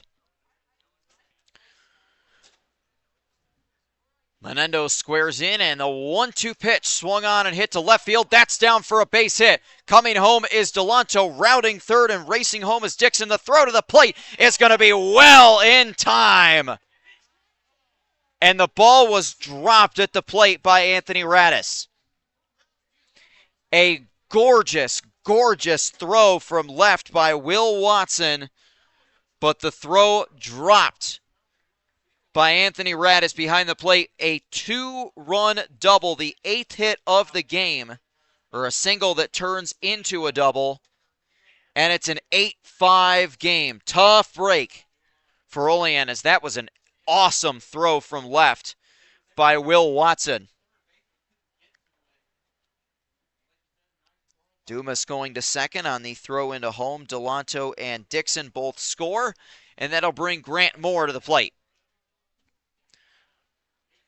Moore 2 for 2 with a pair of doubles in this game. He'll swing and hit this one in the air towards left center field. Going back, that's going to drop at the base of the wall. Watson picks it up. Stopping at third is Dumas. That is the 3rd double of the game for Grant Moore. 9th hit of the evening. Dumas stopping at third. Grant Moore swings at the first pitch he sees and fires it out to left. Will Watson just looked like he had some trouble reading that fly ball, and it ultimately dropped at the base of the wall. Well, now here comes the meeting on the mound, so it looks like we will see that pitching change as Mike Threehouse is coming out to take the ball from Jake Menendez. A rough first inning, solid second and third, but some trouble in the fourth as all 4 batters Menendez has faced have reached, and 2 of them have scored. Menendez will depart and give way to the left-hander Mark Holm. He will come in with runners at second and third and nobody out in the top of the fourth. So as Mark Holm completes his warm-up pitches, we will step aside. Jamestown leading the Oilers 8-5.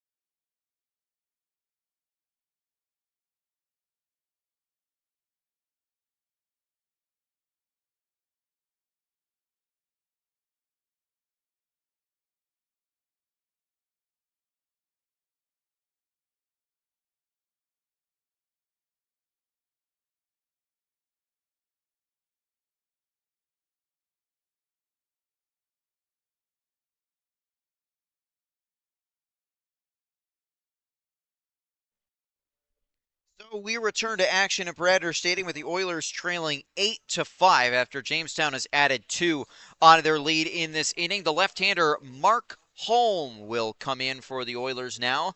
Senior left-hander from Bracebridge, Ontario. Well, pitches his college baseball not far down the road at all. He's a St. Bonaventure Bonnie.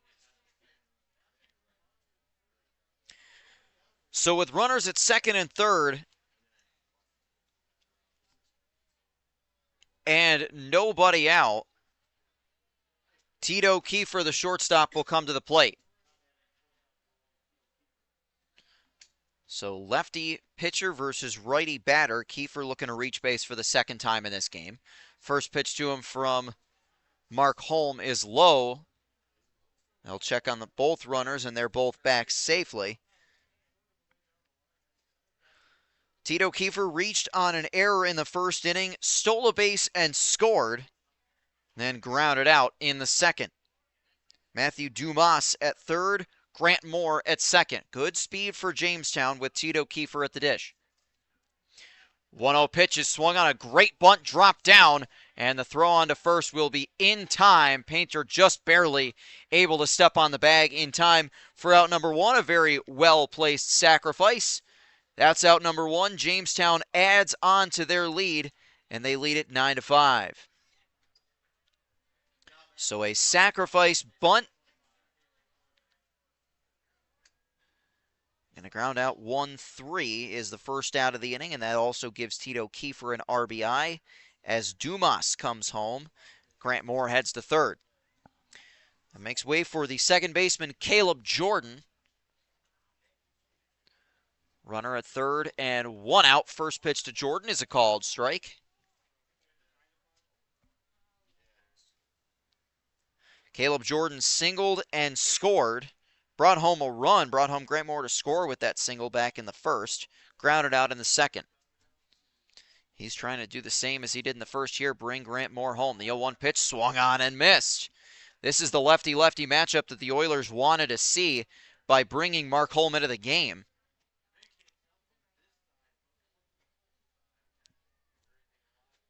So a pretty short lead from third, Grant Moore.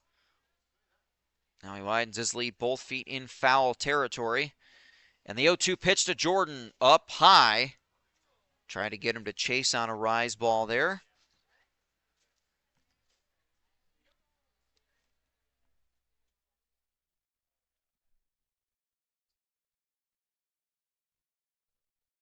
One ball and two strikes, squaring back in is Caleb Jordan. And the pitch from Holmes swung on and fouled back. So again, spoiling counts. Able to stay alive in the at-bat.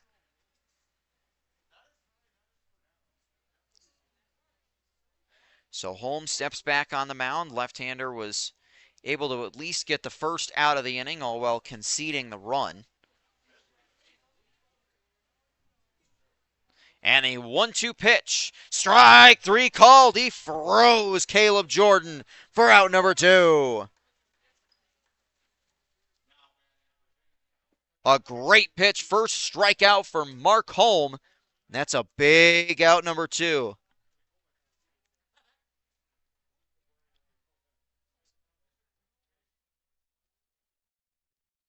So a strikeout looking against Caleb Jordan. And that'll bring up the catcher, Heath Fetchick. First one to Fetchick is low.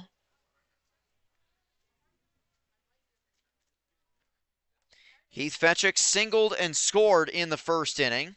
Flew out to left in the third. Runner at third, that's Grant Moore. With two outs and a 1-0 pitch coming up to Heath Fetchick. Fetchick swings and hits this one on the ground to second. Thomas Bates plays it on a hop, throws on to first in time. So again, the Oilers strand one at third, but three come home to score. We'll make our way to the home half of the fourth at Bradner Stadium. Jamestown leading Olean 9-5.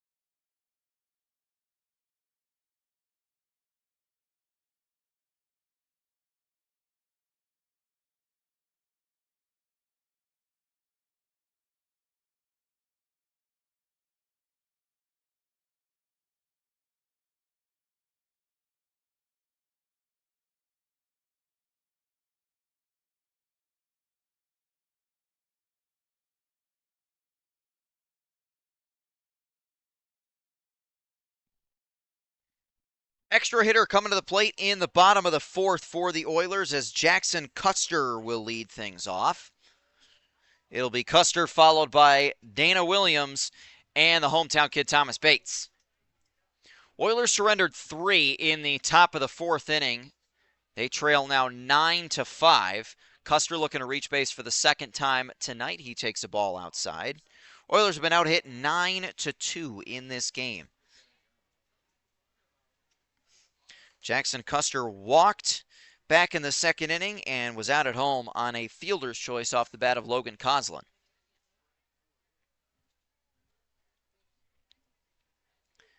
So 2 left-handers and a righty. Again, the right-hander Camp Churchill out there for another inning of work. The 1-1 pitch inside. That one backed Custer up off the plate. So 2-1 to the extra hitter. Not to be confused with the designated hitter, and Dana Williams, he is up next. 2-1 pitch is a strike.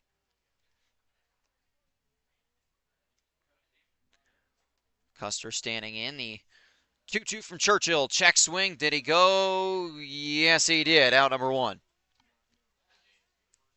Sort of a half-hearted swing. Some indecision for Jackson Custer, and ultimately he strikes out.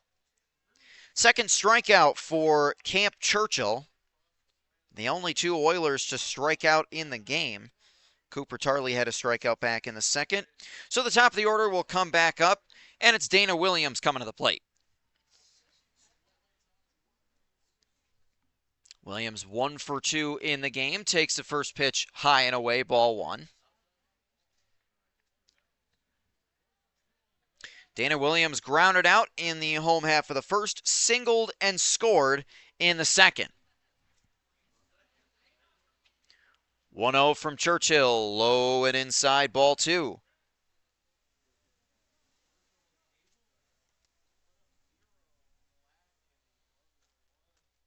So only in the bottom of the fourth, even though this game started close to 2 hours ago. An hour and 45 minutes to be exact. As the 2-0 pitch is high and away, 3-0. We've seen a lot of 3-ball counts in this game, a lot of full counts. And the Oilers trying to work again from a big deficit. They've been trailing for pretty much the entire game. The 3-0 pitch, outside, ball 4, and it's a 1-out walk for Dana Williams. He'll get on base any way he can. So Williams takes the 1-out walk, and that'll bring up Thomas Bates. Bates has reached base twice in this game. A double and a run scored back in the first, and a walk in the second. Ultimately was left stranded at third in the second inning. Dana Williams with a short lead off of first.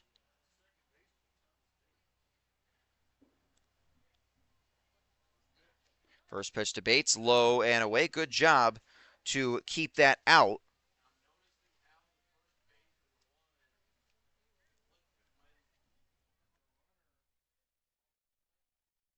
So Bates, again, a very good contact hitter for the Oilers the last few seasons. Back for another year this year. 1-0 pitch to him, swung on and fouled back. Logan Coslin, the third baseman for the Oilers, waiting on deck. Olean trying to cut into what is now a 4-run deficit. They trailed by 6 in the first inning. Throwback to first. And back in safely is Dana Williams. Oilers surrendered 6 in the top of the first, rallied back with 3 of their own in the home half of the first, scored 2 in the bottom of the second to make it a 1-run game. Jamestown added 3 in the top half of this inning to get us to a 9-5 score. 1-1 pitch swung on and popped up. That will go out of play.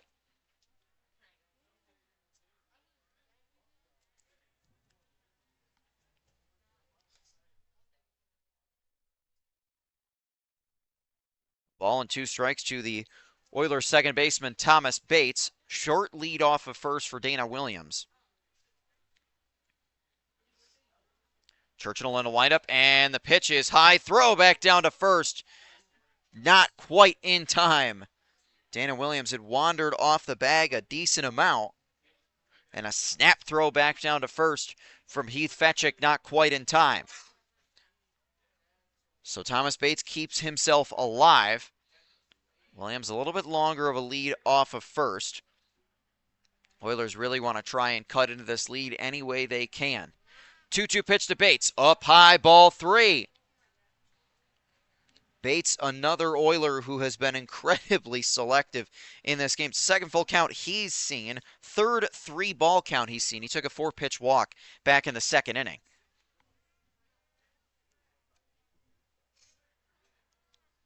Churchill has the sign and the 3-2 pitch. No, first they're going to check on Dana Williams at first, and he's back in safely.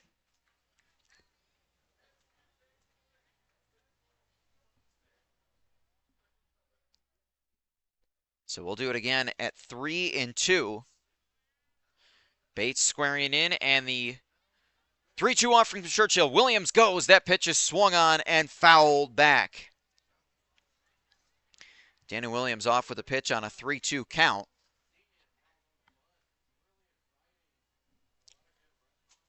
And we'll see if he's off with this next pitch as well. If it was 2 outs, he automatically would be, but still only 1 out. Williams a lead off first. 3-2 pitch. There he goes. Pitch low. Ball 4. It's a walk to Thomas Bates, and the Oilers have 2 on with 1 out in the 4th. Bates on base for the 3rd time tonight. That's back-to-back walks drawn by Williams and Bates. And the third baseman, Logan Coslin, will come to the plate now. Coslin was hit by a pitch and came around to score back in the 1st. Reached on a fielder's choice in the 2nd and was left on.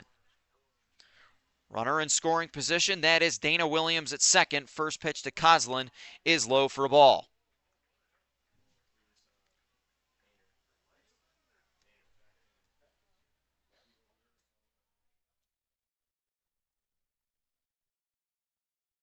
Coslin looking for his first RBI tonight, his first home RBI of the season. 1-0 pitch to him is low, ball 2. Again, the Oilers have been out-hit 9-2 so far tonight and have committed 2 errors compared to, none for Jamestown, but Oilers have done a good job, been very selective at the plate, drawn a lot of walks, some hit by pitches is the 2-0 pitch, ball 3. Some control issues for the Jamestown pitchers, and the Oilers have taken advantage offensively. We'll see if they can even more here and maybe cut into this lead. Logan Coslin is ahead 3-0. And the pitch on the way from Churchill. Inside, ball 4, and the Oilers have them loaded. Another walk. A manager's worst nightmare is seeing this many walks after the first batter of the inning, Jackson Custer, struck out. 3 straight Oilers have walked. Dana Williams, Thomas Bates, and now Logan Coslin. And now a meeting on the mound. Right-hander up and throwing in the Jamestown bullpen. We'll see if he comes in to face Cooper Tarley or if the Tarp Skunks will stay with Camp Churchill. That is Jack Castillo warming up in the bullpen for Jamestown, and looks like at least for now they're going to stick with Camp Churchill.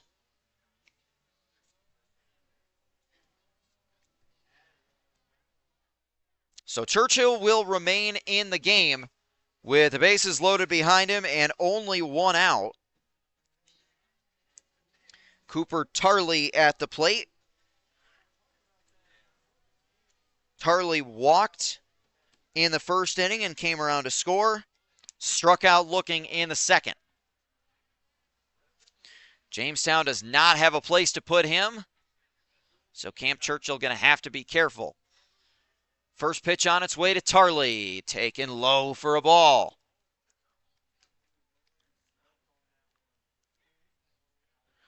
Again, it seems like just about everybody, for more so Olean than Jamestown, but a lot of walks have gone both ways.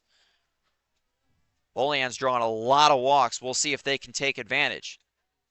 1-0 from Churchill. Strike called on the inside corner. Now, this has been quite the, again, lengthy game. We're still in the bottom of the fourth inning. And we've been here at Bradner Stadium for about 2 hours now, getting close to the 2-hour mark. This game started a little bit after 6:30 tonight. 1-1 pitch to Tarley. Low ball 2. Again, we've seen a lot of walks, a lot of hits. Jamestown's got 9 hits. And we have seen a lot of runs scored. The Oilers hoping that we're going to see even more in the bottom half of this fourth inning. Bases loaded, 1 out. And a 2-1 pitch to Cooper Tarley on its way. Tarley swings and misses on a pitch that was low. Strike 2.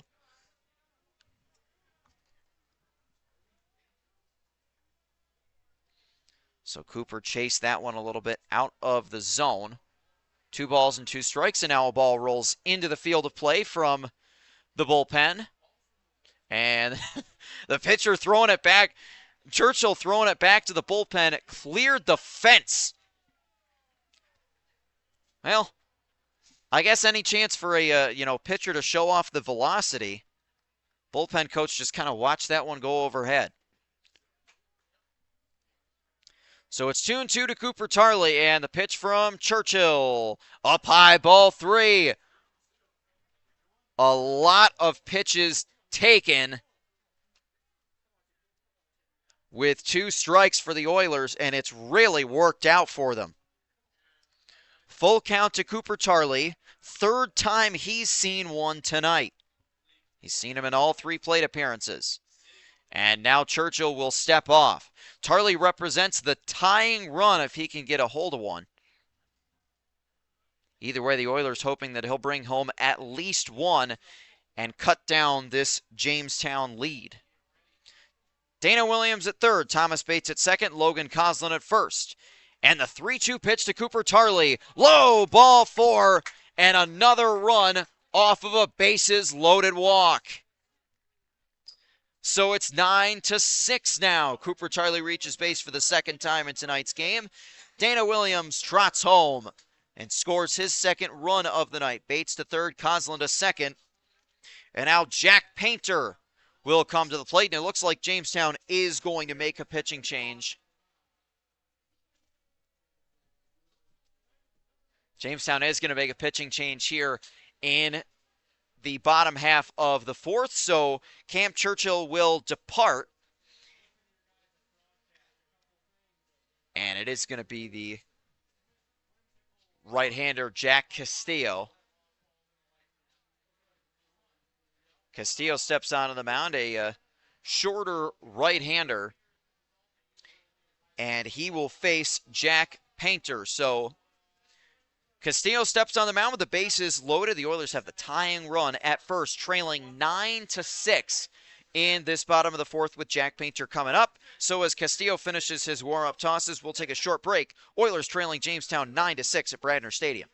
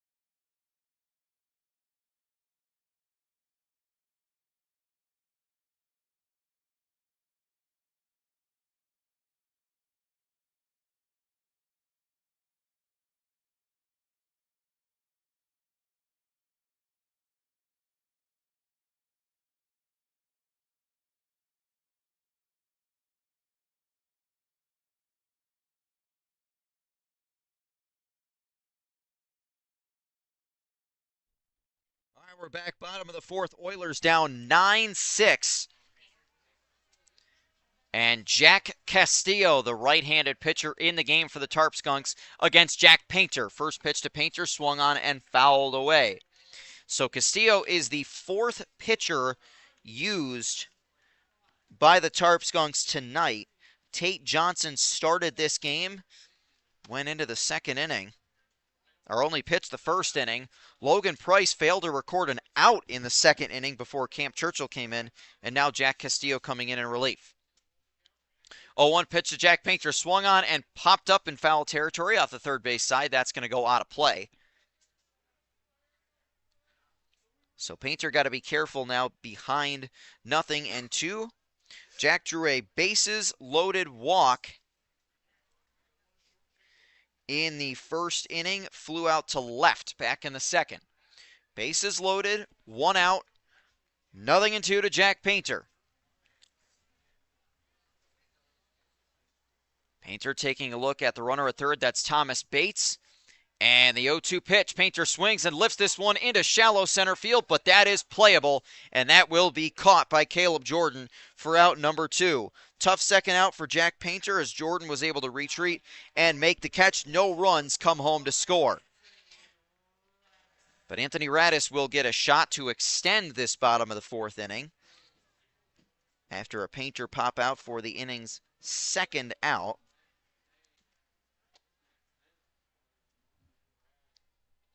Thomas Bates at third, Logan Coslin at second, Cooper Tarley at first. Anthony Radis looking to reach for the third time tonight, takes the first pitch up high for a ball.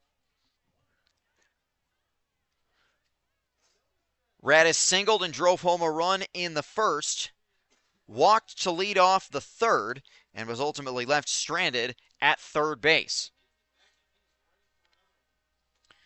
The 1-0 pitch from Castillo, taken for a strike.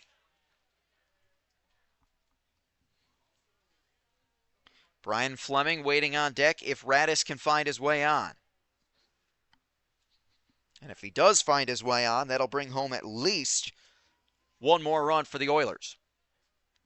1-1 pitch, taken inside, ball 2. We've seen some really gutsy takes from Oilers batters tonight. Pitches very close to the zone. They've been selective. So 2-1 to the Oiler catcher, Anthony Radis. Castillo into the windup. The 2-1 pitch. Strike called inside. Radis thought it was in the same spot, held up on it, and it's strike 2. So he'll have to be careful here with all three runners taking their leads. Castillo will probably give him something to chase. And the 3-2 pitch. Did he get him? No. Ball 3. Wow. A really, really close pitch and a really gutsy take for Anthony Radis, and it's ball 3. Third 3-ball count he has seen. And Heath Fetchick thought that was strike 3. Now all three runners will be off. We've got a big, big pitch coming here. The 3-2 from Castillo. Strike 3 called. He rung him up. Radis tried to see if he could get the call and the pitch would miss the zone. Ultimately, the Oilers leave the bases loaded. We'll make our way to the fifth inning here at Bradner Stadium. Oilers plate 1 and get a little bit closer, but they still trail the Jamestown Tarp Skunks 9-6.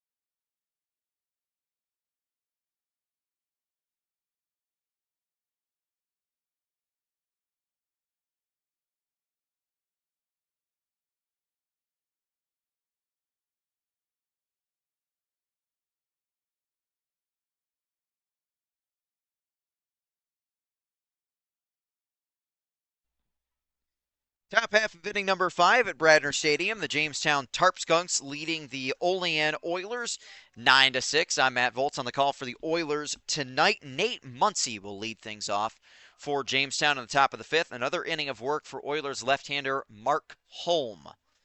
First pitch to Muncy, way up and away, ball 1. Muncy looking to reach base for the second time. He popped out in the first inning, reached on an error in the third. That was a ground ball toward Thomas Bates that was ultimately thrown away on the throw to first. 1-0 pitch is outside, ball 2. Again, top 5. This has been a lengthy game, a lot of runs scored. We'll see Muncy, Anthony Trommer, and C.J. Dugan. As that one is lifted in the air towards shallow left field, going over is the shortstop, Armanis Romero, who makes a sliding grab for out number 1. Great catch by the shortstop, Romero. That's one way to endear yourself to a hometown crowd. First home game as an Oiler for Armanis, and he makes a great sliding catch.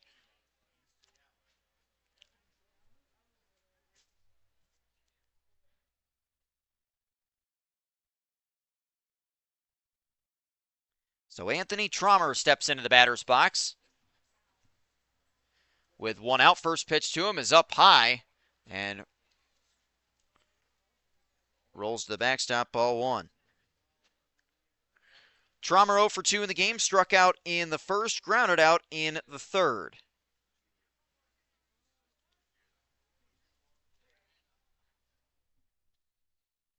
One 0 pitch to the DH Trommer, swing and a miss. A big cut came up empty. Trommer, the right-handed hitting designated hitter.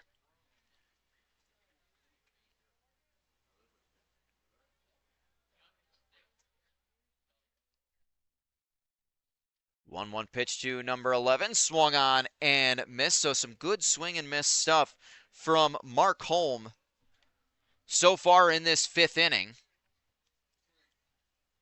We'll take a look at some other scores from around the Perfect Game League once we get a chance. First, the 1-2 pitch to Anthony Trommer. Swing and a miss. He struck him out. Second strikeout for Mark Holm, and that's out number 2 of this 5th inning. First 2 have been set down. And that's the second strikeout for Anthony Trommer tonight. He's 0 for 3 overall. So the right fielder C.J. Dugan comes to the plate. He walked and scored in the first, grounded out in the third. First pitch to Dugan here is taken high for a ball. Some out-of-town score updates across the Perfect Game Collegiate Baseball League. Dwyer Stadium in Batavia. It's the bottom of the 6th. The Batavia Muck Dogs have a 5-1 lead over the Elmira Pioneers. Top of the 6th inning in Amsterdam. The Amsterdam Mohawks trail the Mohawk Valley Diamond Dogs 6-5. As the 1-0 pitch to Dugan bounces in the dirt, ball 2. And the bottom of the 5th inning in Glens Falls, the Glens Falls Dragons leading the Saugerties Stallions 4-3. Oilers playing Jamestown for the 2nd straight night. Tarp Skunks have the night off tomorrow night. The 2-0 pitch misses, ball 3. So after back-to-back outs, Holm at risk of losing C.J. Dugan here. Oilers have a late afternoon game on the road tomorrow at Batavia. 4:05 first pitch at Dwyer Stadium.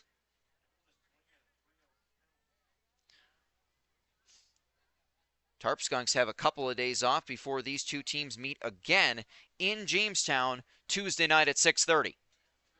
3-0 pitch is a called strike, a low strike. Boy, maybe a bit of a generous call. I tell you what, if the Perfect Game League had the ABS challenge system, I think I have a feeling that Dugan probably would have used a challenge there if we had that. 3-1 pitch to him. That one misses, ball 4. And that pitch looked better than the last pitch did, but either way, I guess justice is served, and it's a 2-out walk.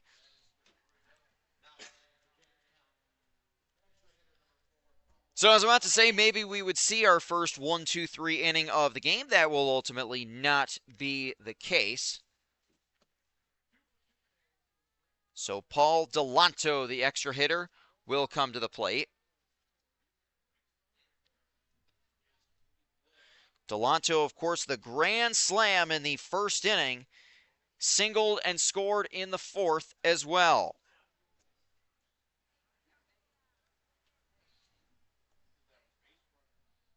So Holm will step back onto the mound. The Oilers have a while away from home, couple of road games before they're home next Friday night at 6:30 against the Geneva Red Wings.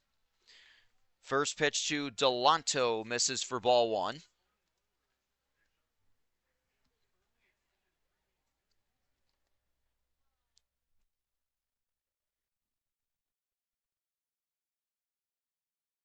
Olean and Jamestown, two teams that will see a lot of each other. Of course, very close in their division in the PGCBL. 1-0 pitch is a called strike. Oilers, for a while back in the NYCBL days, were the westernmost team in the league. That was until the Salamanca Lizards came in a couple of years ago. Now the Oilers have moved over to the Perfect Game League to join Jamestown, Batavia, Elmira, Geneva, and several other teams close by. Runner goes in a 1-1 pitch, throw down to second, not in time. Bates not able to possess that. Pitch was a strike, but a stolen base for C.J. Dugan. Second stolen base of the game for Jamestown. Pitch 1-2 to the extra hitter, Paul Delanto. 1-2 with 2 outs as Holm tries to put up a 0 in this inning. Delanto with a relatively short lead off of second. Looking for the right sign from Anthony Radis. And now Holm is going to step off for the moment. Again, top half of the 5th inning here at Bradner Stadium. Jamestown leading Olean 9-6. The 1-2 pitch from Holm swung on and fouled off. He just got a piece of it to stay alive.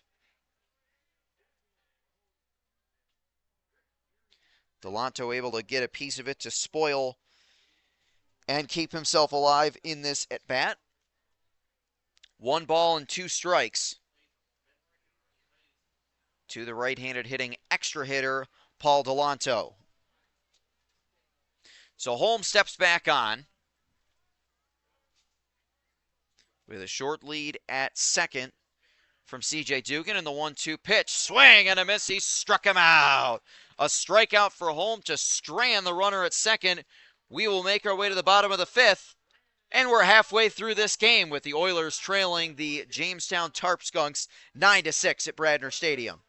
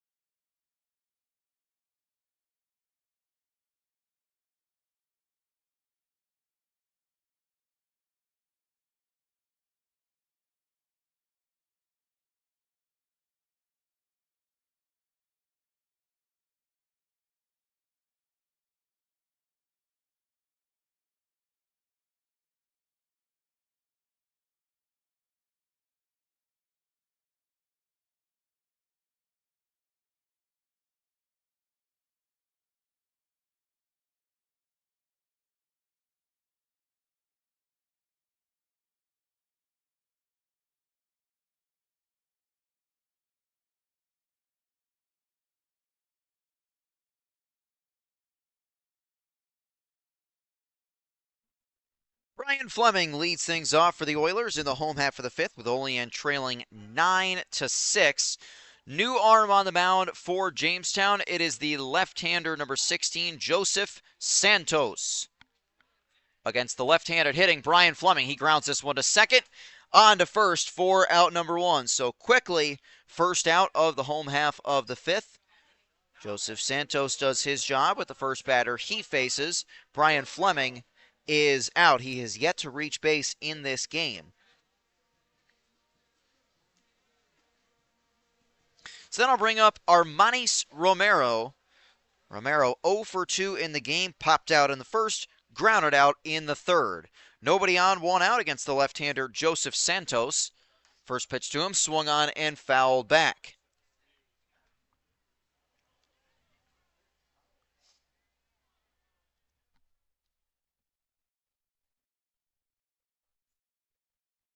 Romero, the right-handed hitting shortstop. The 0-1 pitch to him is swung on and popped up in foul territory. Running over to make the catch and not making the catch is Heath Fetchick. So Romero gets another life as Heath Fetchick loses that fly ball in the lights, and it's 0-2 to the Oilers shortstop. Armanis Romero, a native of Roxbury, Massachusetts, going into his sophomore year at Stonehill, stands in at 5'11". Bats right-handed, wears number 2 for the Oilers. And he's hoping to become the everyday shortstop for Olean in this summer season. 0-2 pitch to him, swung on and missed. Romero strikes out. So quickly the first two set down. Romero 0 for 3. So that'll bring Will Watson to the plate. Watson, the Oiler left fielder, was hit by a pitch and scored in the second inning, grounded out in the third.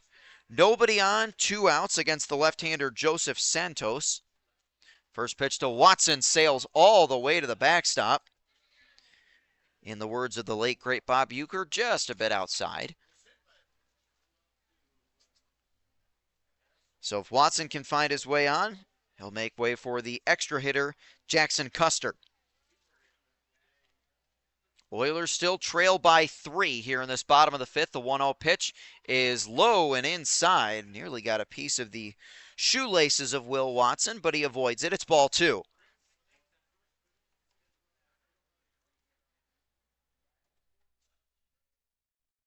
So Watson standing in again, trying to stave off the 1-2-3 inning.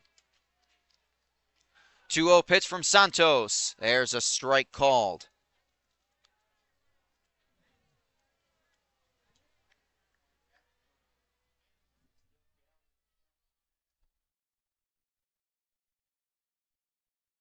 Well, at the very least, this has been a much closer game than the game last night was. The 2-1 pitch skips in the dirt, ball 3. Again, Jamestown beating Olean 13-3 via the mercy rule last night in Jamestown.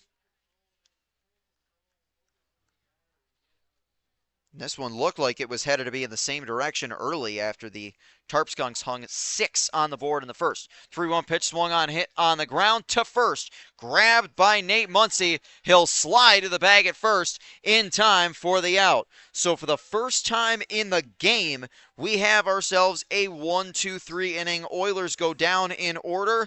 We are through 5 here at Bradner Stadium. The Oilers trail the Jamestown Tarp Skunks 9-6.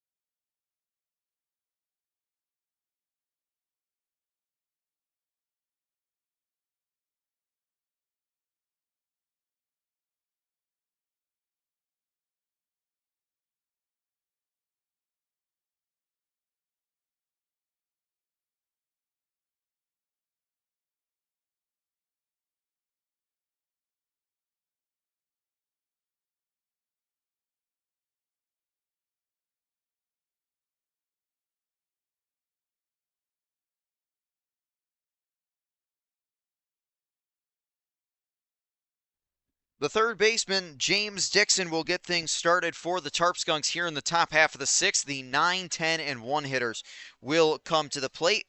Dixon 1 for 2 in the game. Left-hander Mark Holm out there for another inning of work for Olean. First pitch to Dixon is a called strike. Oilers just 2 hits in the game, but they've taken full advantage of some walks and some hit-by pitches in the game. Again, Dixon 1 for 2 on the night. The 0-1 pitch to him just misses inside, ball 1.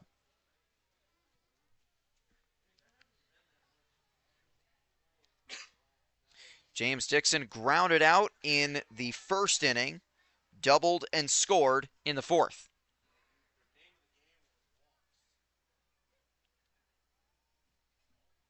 And the 1-1 pitch, low ball 2. So some control issues we've seen really from both sides here. For Oilers pitching, it's mostly a tale of 2 bad innings. It's, the first inning giving up 6, and a big inning for Jamestown's offense, 3 in the fourth, as the 2-1 pitch misses for ball 3. Those are the only 2 innings in which Jamestown has scored at all. Tarp Skunks trying to add on here in the 6th against the left-hander Mark Holm in a lefty-righty matchup. 3-1 pitch just misses, ball 4. That did not miss by much, but it's a leadoff walk to James Dixon. And again, the Tarp Skunks have the leadoff man on base, which actually hasn't happened as much as you might think. Only the 3rd time in 6 innings that the leadoff man has reached. But bad news for Olean. In both of those first 2 innings where the leadoff man reached were their big innings. They'll check on the runner at first. He's back in safely. That runner is James Dixon, as the left fielder Matthew Dumas comes to the plate here.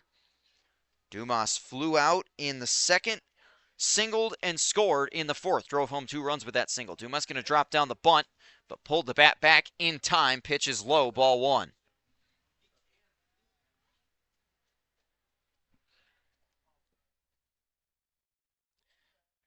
So every Jamestown batter, with the exception of the DH Anthony Trommer, has reached base at least once in this game. Trommer 0 for 3. 1-0 pitch to Dumas inside, and that backed him up off the plate a ways.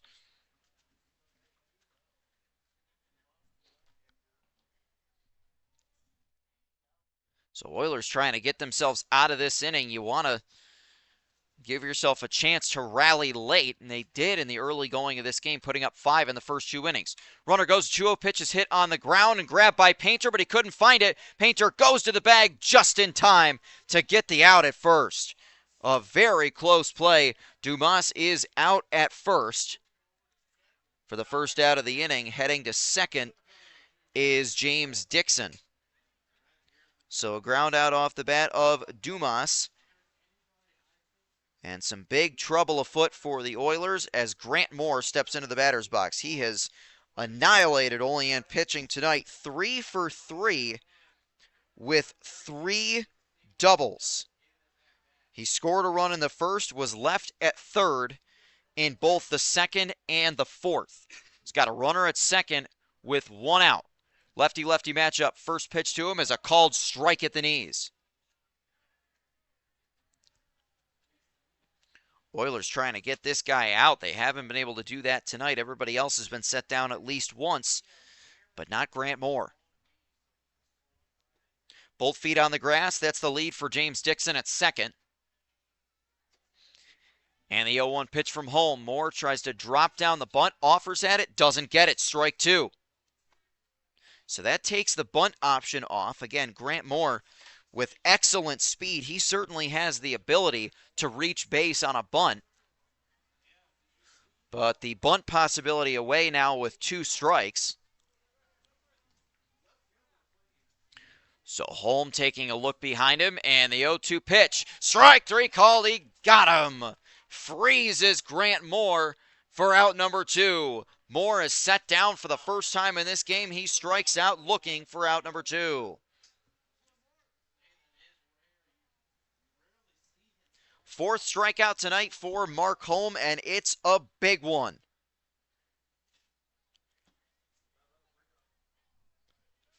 So Tito Kiefer will come to the plate now with 2 gone. And the first pitch to him from Holm is skipped in the dirt, ball 1. Radis keeps it in front of him. Tito Kiefer reached on an error in the first inning, stole a base, and scored a run, grounded out in both the second and fourth innings. So 0 for 3, although he did reach base and score. 1-0 pitch to Tito Kiefer is low, ball 2.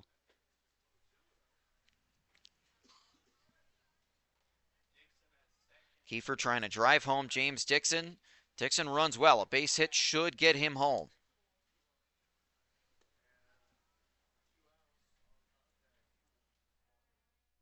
Two 2-0 the count on the right-handed hitting shortstop Tito Kiefer.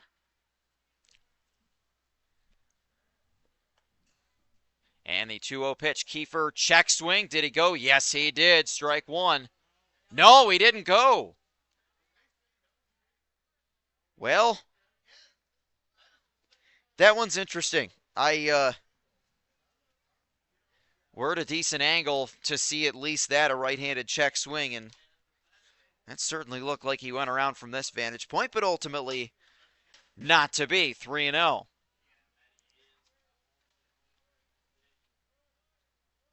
So Tito Kiefer standing in. Check on the runner at second. Almost got him, but not quite in time.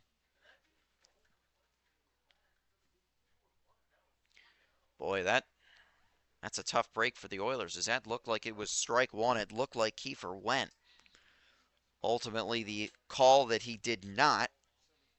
So it's 3-0. 3-0 pitch. That one's in there for a strike. Needed to throw that and did.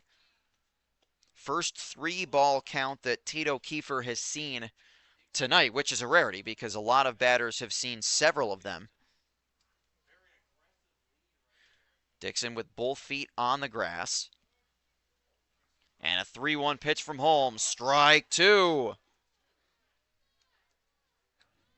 So now a big-time pitch coming to Tito Kiefer. Holm trying to keep the Tarp Skunks off the board here in this top of the 6th and give his lineup some momentum heading into the home half of the inning and the home stretch of this game. Holm takes a look behind him. The 3-2 to Tito Kiefer. Ball 4 up high. And the inning continues as Holm lost him and Kiefer's on base for the second time tonight. That'll bring up Caleb Jordan. He'll extend the inning. Jordan brought home a run with a single and then scored himself in the Tarp Skunks' 6-run first inning. Jordan grounded out in the second and was called out on strikes in the fourth. Runners at first and second, 2 outs here in the top of the 6th. Jamestown has not been set down in order yet in the game, and Olean only has been once. First pitch to Caleb Jordan, low for a ball. And that, of course, part of the reason why, even though this game started roughly 2.5 hours ago, we are only in the top of the 6th inning. 1-0 to the left-handed hitting Caleb Jordan. Lefty-lefty matchup. Holm looking behind him. 1-0 pitch to Jordan is a called strike.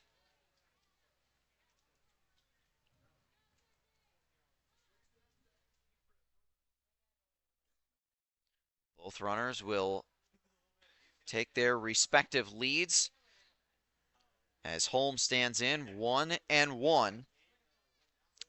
Mark Holm has 4 strikeouts since coming in relief, including 1 in this inning. 1-1 pitch, check swing, and he absolutely went there.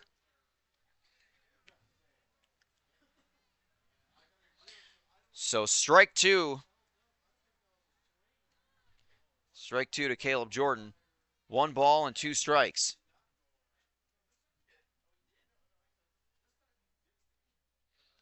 Both runners at first and second take their leads as Holm trying to get out of this inning. Taking a look behind him, the 1-2 pitch, low in the dirt, kept in front. A nice stop by Anthony Radis. It's ball 2.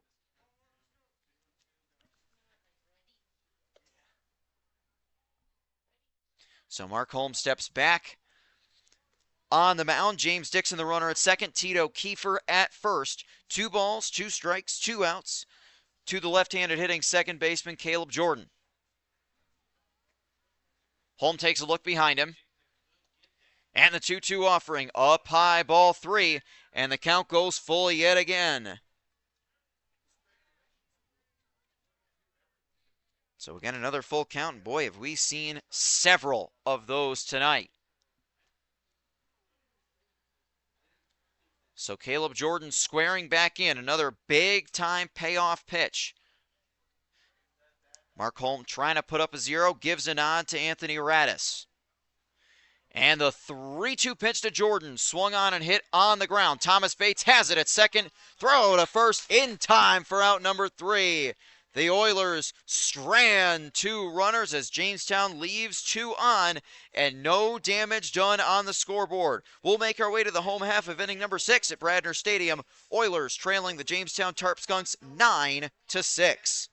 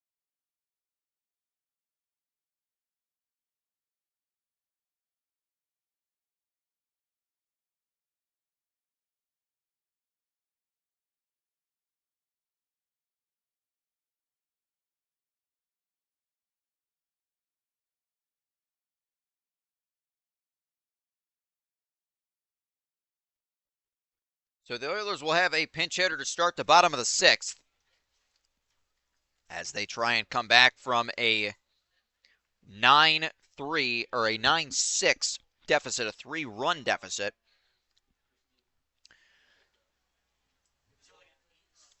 So in the place of the extra hitter, Jackson Custer, they've switched to a righty. 1-0 pitch is a strike called.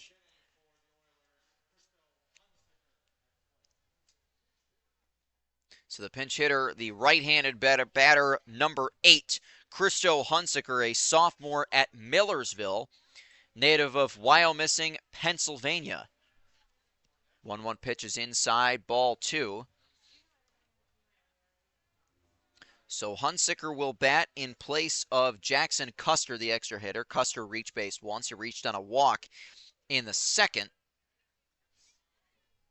And that one to Hunsaker is low, ball 3.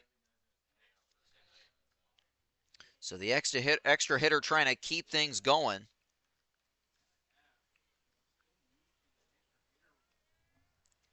Hunsaker standing in. He's ahead 3-1. And the 3-1 pitch. Fouled off 3-2. So yet another full count. We've, of course, been no stranger to those tonight. Joseph Santos out there for another inning of work for the Tarp Skunks. Santos is the 5th pitcher used. The 3-2 pitch outside, ball 4, and it's a leadoff walk. So Hunsaker does his job and reaches base. And the leadoff base runner is on for the Oilers. So the DH, Dana Williams, will come to bat, looking to reach base for the 3rd time. Williams grounded out in the 1st inning, singled and scored in the 2nd, walked and scored in the 4th. Christo Hunsaker at first and nobody out. First pitch to Dana Williams, swung on and fouled away, or might have got a piece of it. So Williams, a switch hitter. So he bats from the left side, the right-handed side, for the first time. The 0-1 pitch is taken for a ball. So, of course, a little bit different, different rules in the PGCBL with it being a 10-batter lineup, having the extra hitter. 1-1 pitch, Williams swings and hits one high and deep out to center field. That is playable, though, and that will be caught by Grant Moore for out number 1. Oh, Williams gave that one a ride, but ultimately a little bit too short. Out number 1. So that's how we get the first out of the home half of inning number 6, and that'll bring Thomas Bates to the plate. Bates looking to reach base for the 4th time. He has reached base all 3 times. Bates doubled and scored in the 1st, walked in the 2nd, was left on at 3rd, walked in the 4th, and again was left on at 3rd. Runner at first, 1 out. Bates takes the first pitch for a ball.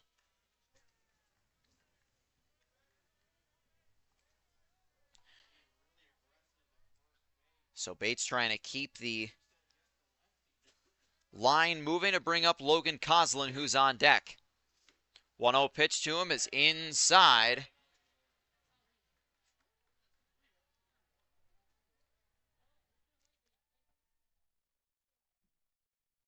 So 2 balls and no strikes to the right-handed hitting Bates.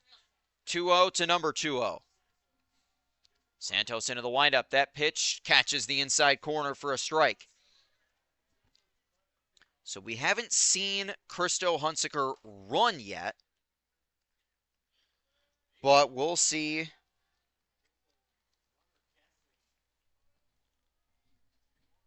Two-one pitch, up and away, 3-1. So Bates again, the same way that the Oilers couldn't get Grant Moore out, the Tarp Skunks have really struggled to get Thomas Bates out. They haven't been able to yet. 3-1 pitch to Bates, and they still won't get him out as that one is inside. Thomas Bates reaches base for the 4th time tonight, and the Oilers have 2 on. 1 out. First pitch to Coslin is a called strike.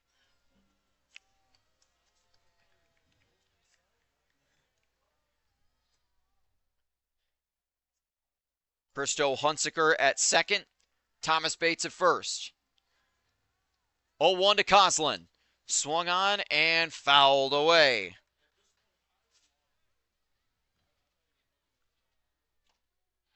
As the full moon starts to show just over the third base side. No, the light that you see in the center of your TV screen is not the moon. That's the center field light at Bradner Stadium. Santos looks behind him, and the 0-2 pitch. Low, ball 1. A lot of youngsters enjoying their first Oilers game of the season, cheering behind home plate.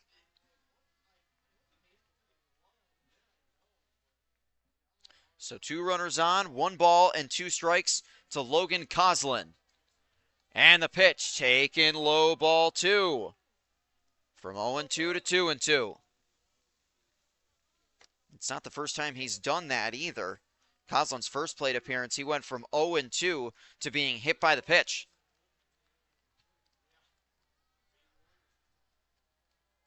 2-2 as Santos looks behind him. The windup and the pitch. Swung on and hit on the ground toward third. He'll step on the bag for one. Throw to first in time. And the first double play of the night ends the 6th inning. So a disappointing end after a promising start to the inning. We are through 6 at Bradner Stadium. Oilers trail the Jamestown Tarp Skunks 9-6.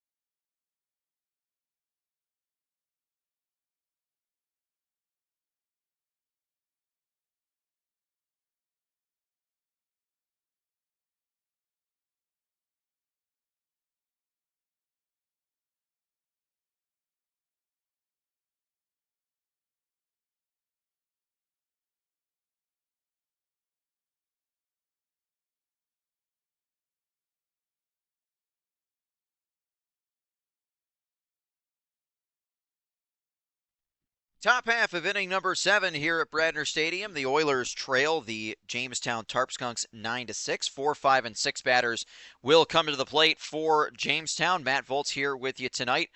Luis Areola is on the mound for the Oilers, a new arm out of the bullpen, another returning face to Olean this season. So Heath Fetchick, the catcher, fouls the first one off here in the top half of inning number 7. Areola was a solid reliever for the Oilers last season. The 0-1 pitch lifted in the air towards shallow right. Thomas Bates goes back and makes the catch for out number 1.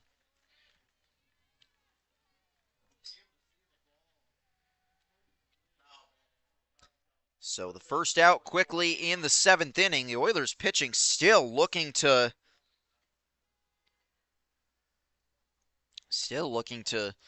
have their first 1-2-3 inning of the game. That's Luis Areola's goal here. Nate Muncy followed by Anthony Trommer. First pitch to Muncy is a ball. Oilers only have 2 hits on this game, which is a little bit surprising because they've had a lot of traffic on the base paths, but a lot of walks 1-0 pitch, high and away, ball 2. A lot of walks issued to both sides, but definitely more issued to the Oilers than to the Tarp Skunks at this point. So righty, lefty, righty in this inning against the right-hander Areola. 2-0 pitch to Muncy, up high, ball 3. Muncy, of course, not to be confused with Max Muncy, formerly of the Los Angeles Dodgers, a World Series champion who actually has some local roots. Max Muncy has family tied very closely to the Portville area. The 3-0 pitch is in there for a strike. Now, me being an Allegheny Limestone graduate, I guess I won't hold it against him that he's from Portville, but, either way. 3-1 pitch. That one misses, ball 4. And again, the Tarp Skunks are going to have a runner on in this inning. So still at least one base runner in every inning so far for Jamestown. Again, we've only had one 1-2-3 inning in this entire game. Well, a pinch hitter here. The Oilers were set down in order in the home half of the 5th. That is the only time. So we have a pinch hitter coming to the plate. Joaquin Rodriguez Costa. Left-handed hitter, wears number 19, stepping in to the DH spot to pinch hit. Takes the first pitch for a ball.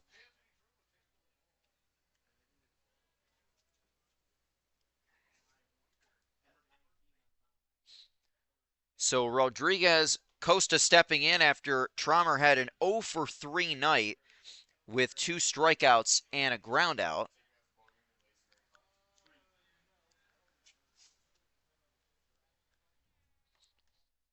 And the 1-0 pitch in there for a called strike.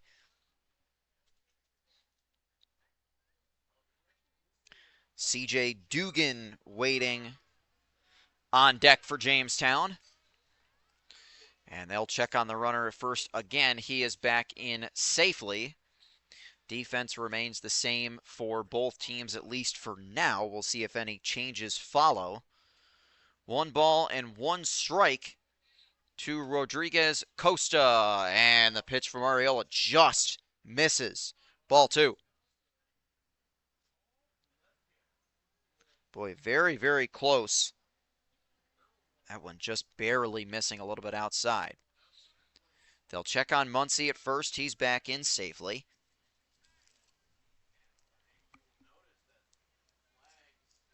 Well, give anybody credit for sticking with us here throughout this game. Closing in on the 3-hour mark. Still in the top of the 7th. 2-1 pitch up high.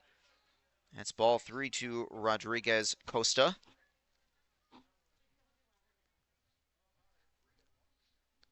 Again, in case you missed the start of the game, Jamestown jumped on the Oilers early with 6 runs crossing the plate in the first inning. Oilers responded with 3 of their own in the first and 2 in the second to cut it to a 1-run game.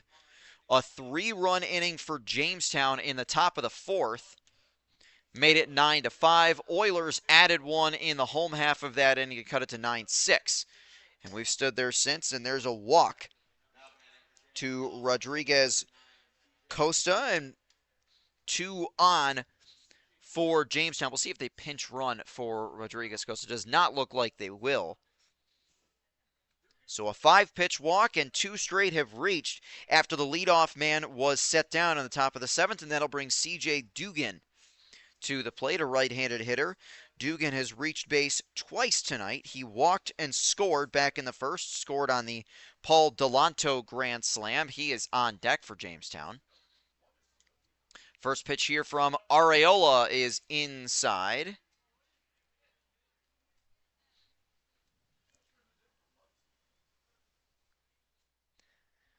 Dugan walked and scored in the first, grounded out in the third, walked and stole a base in the 5th, but was left on.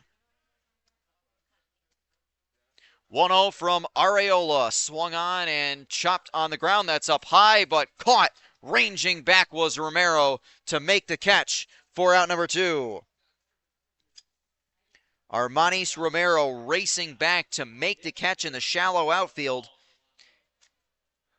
And that's out number 2 in this inning. And Paul Delanto, who was the heavy hitter early for Jamestown, comes to the plate. Delanto, the extra hitter in the Jamestown lineup.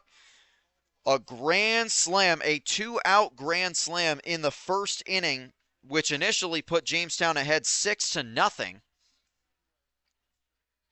Had another hit later in the game as well. Snap throw back down to first. Almost got him. And the runner breaks for third. He's going to be safe. So the snap throw to first does not get Rodriguez Costa. But racing to third was Muncie, and now runners at the corners.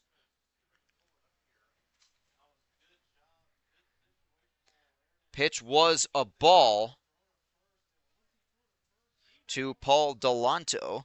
So it's a stolen base, the third of the game for Jamestown. Really good base running by the Tarp Skunks. So now runners at the corners with 2 gone. Got to be really careful behind the plate if you're Anthony Radis. Oilers can't afford to give Jamestown anything else offensively. 1-0 pitch is in there for a strike on Delanto.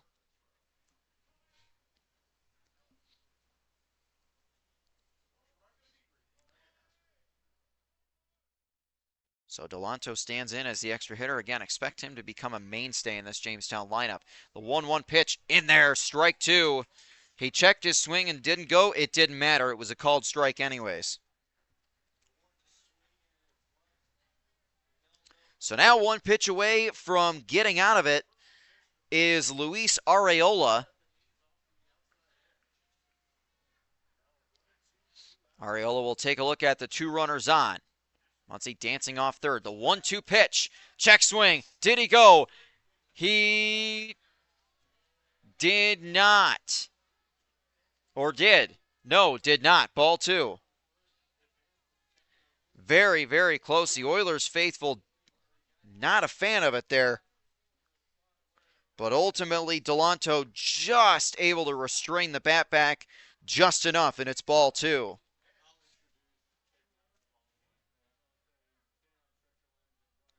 So Delanto standing back in.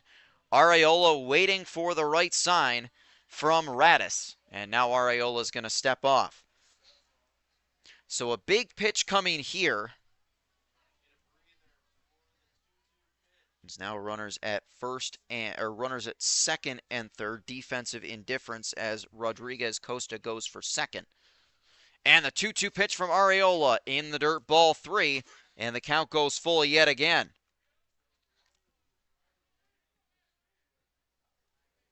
Delanto has reached base twice in the game. Grand slam in the first, singled and scored in the fourth, struck out in the fifth. Areola standing back in. The 3-2 pitch on its way. Swing and a miss. He struck him out. A huge strikeout for Luis Areola. He strands the runners, and we stay 9-6. It's time to stretch at Bradner Stadium. Oilers down 9-6 against the Jamestown Tarp Skunks.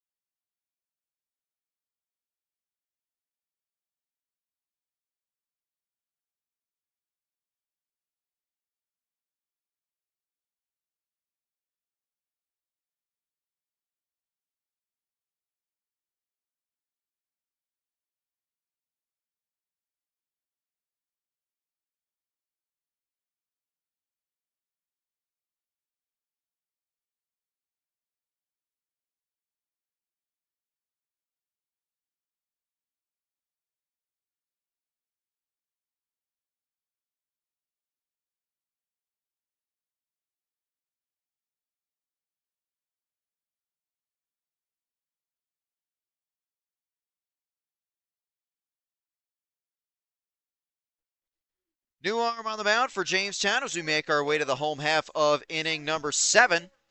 It is the right-hander Chase Barron, number 20.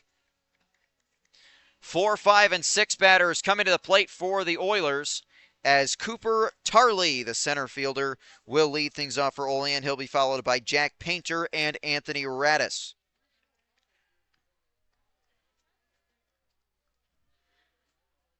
Oilers looking to claw back after a couple of eventful innings where relief pitchers were able to put up zeros.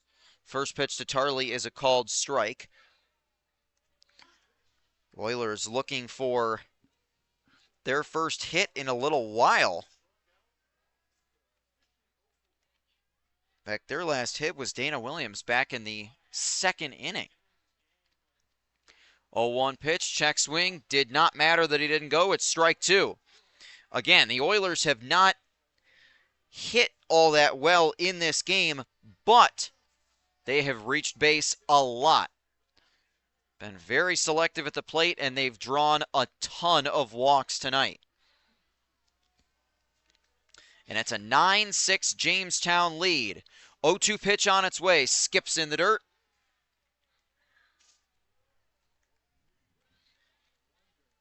Again, a very right-handed, heavy batting order for the Oilers. We'll see righty, lefty, righty in this inning, though, as Jack Painter, the left-hander, breaks it up in the middle. 1 ball and 2 strikes to Cooper Tarley. And the windup and the pitch on its way. Tarley swings and hits this one on the ground. That'll get through for a base hit. There's the first hit, and the ball rolls away. Tarley gunning for second, and he's going to be gunned down. So the ball was bobbled out and left by Matthew Dumas. Dumas bobbled it out in left field. Cooper Tarley thought he could go for second and was ultimately thrown out. Now, you like the effort from Tarley, but not the result. Now, certainly can't blame Cooper Tarley for that. Trying to make something happen in a game where you're down by 3 in the 7th inning, as that one is hit on the ground. A short throw onto first in time for out number 2. So Jack Painter swinging at the first pitch and grounding out. So the first 2 set down-ish, although Tarley did get a hit and was thrown out going for second, trying to stretch a single into a double. Jack Painter grounds out, and now here's Anthony Radis with nobody on and 2 outs. Radis has reached base twice tonight. First pitch to him is taken low for a ball. Radis brought home a run with a single in the first inning, walked and was left on in the third, struck out looking in the fourth.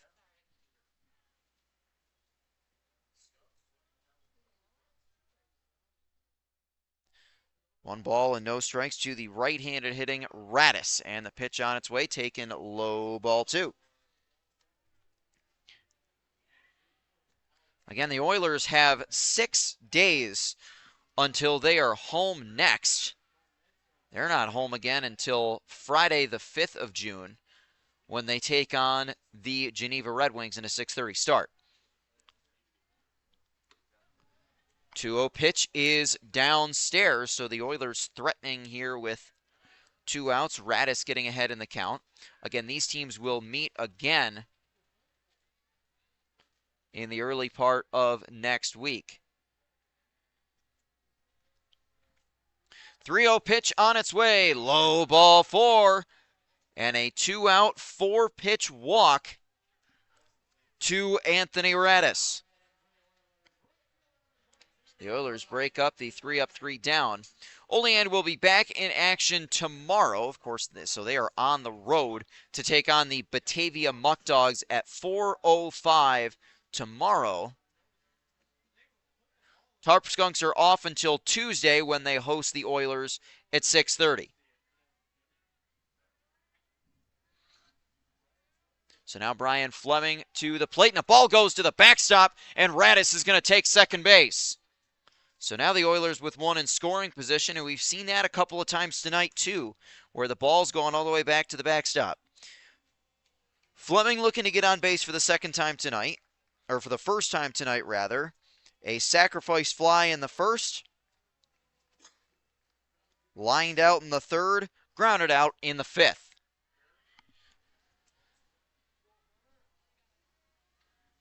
With Radis at second, the 1-0 pitch to Brian Fleming. Taken inside, ball two.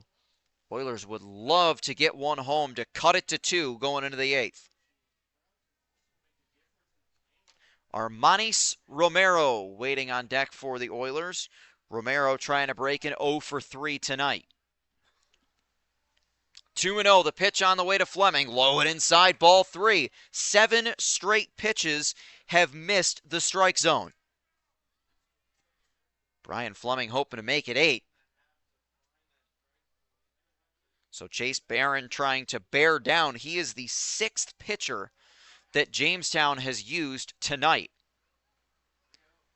The 3-0 pitch to Fleming. Called strike on the inside corner.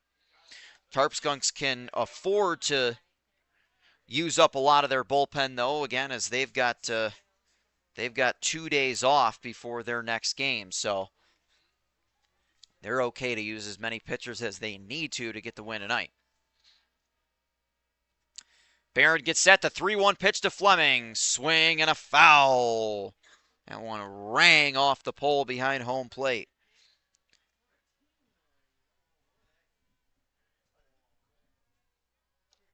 So Fleming fouls one off the pole behind him, and he tries to set back in. Full count, 2-out pitch to the left-handed hitting Brian Fleming.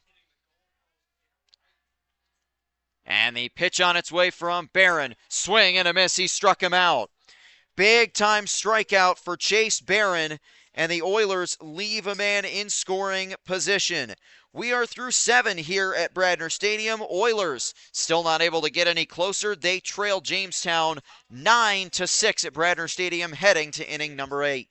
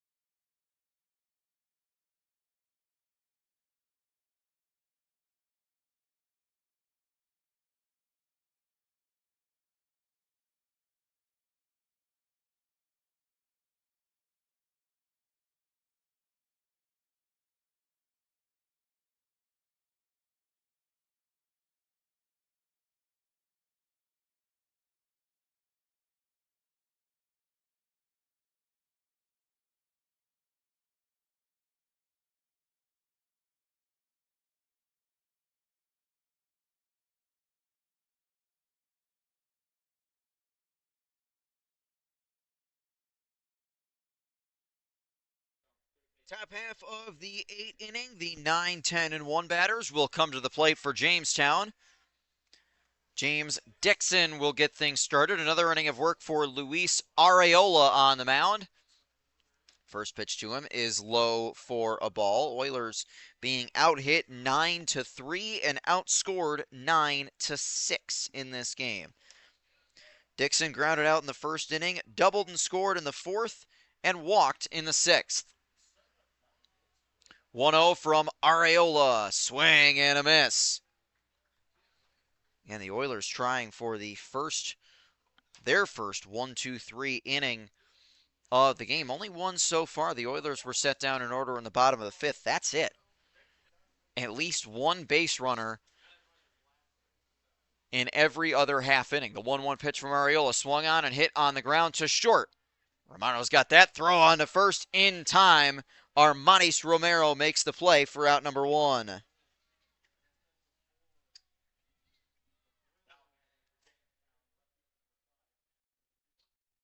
Matthew Dumas coming to the plate now as the 10-spot hitter.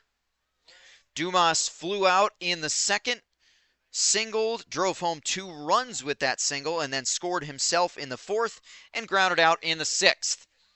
Nobody on, 1 out, top 8. And the pitch from Arriola, swung on and chopped on the ground. Jack Painter runs to it. He'll underhand to Arriola, and it's not in time. And that's going to be an infield hit. That would have been that's a tough play, but Dumas is able to reach. Give him an infield hit.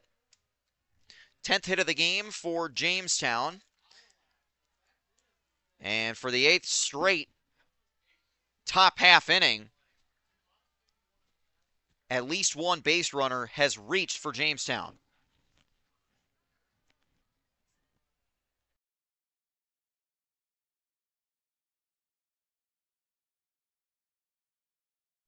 So that'll bring up the leadoff man, Grant Moore again, and Moore has been trouble except for his last at bat. First pitch to him is low for a ball. Grant Moore started this game 3 for 3 with 3 doubles. He scored a run in the first inning as well. And struck out looking back in the sixth. They'll check on the runner at first again. He's back in safely.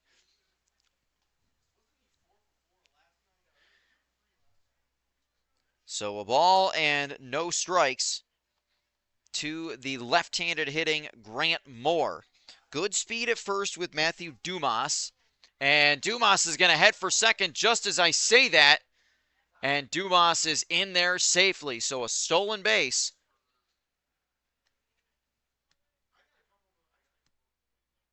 Yet another stolen base for Jamestown. They've had a handful of those tonight. Very active on the base paths. Dumas has his first of the game. 2 balls and no strikes to Grant Moore. And the pitch to him way up high.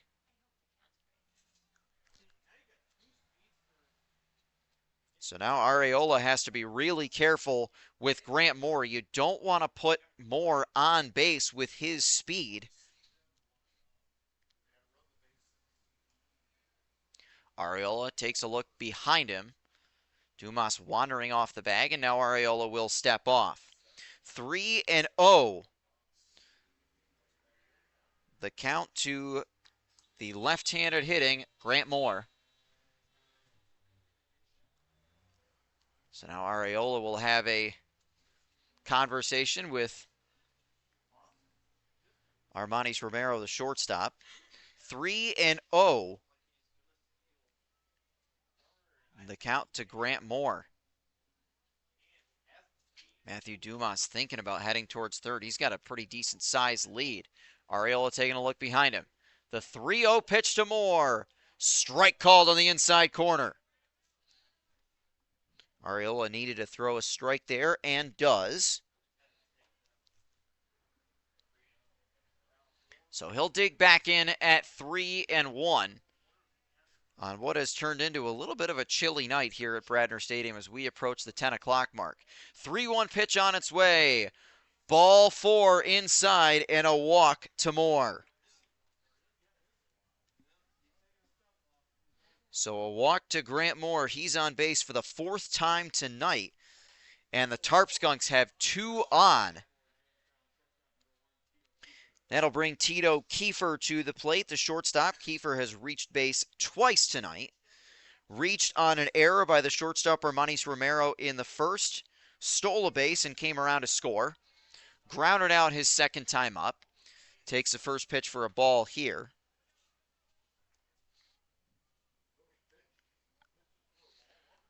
A sacrifice ground out got him an RBI in the 4th, and he walked in the 6th. Arriola is going to step off. Again, 2 speedsters on the base paths with Matthew Dumas at 2nd and Grant Moore at 1st. 1 out, runners at 1st and 2nd. 1-0 pitch is in there for a called strike.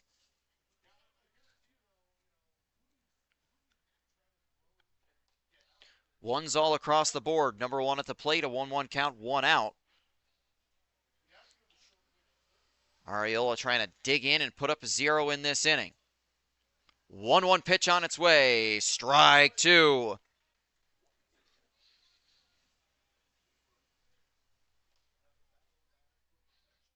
So Arriola will again take a look behind him. He's going to take a very close eye, keep a very close eye on both of those runners. A lot of speed on the base paths for Jamestown.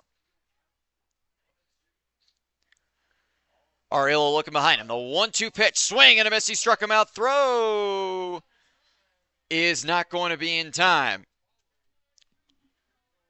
The throw down to 3rd was not in time. It is a strikeout. Both runners steal, but a big 2nd out. A strikeout for Luis Arriola as Kiefer is down for the 2nd out of the inning. 2nd stolen base in this inning for Matthew Dumas. 3rd overall for the Tarp Skunks. So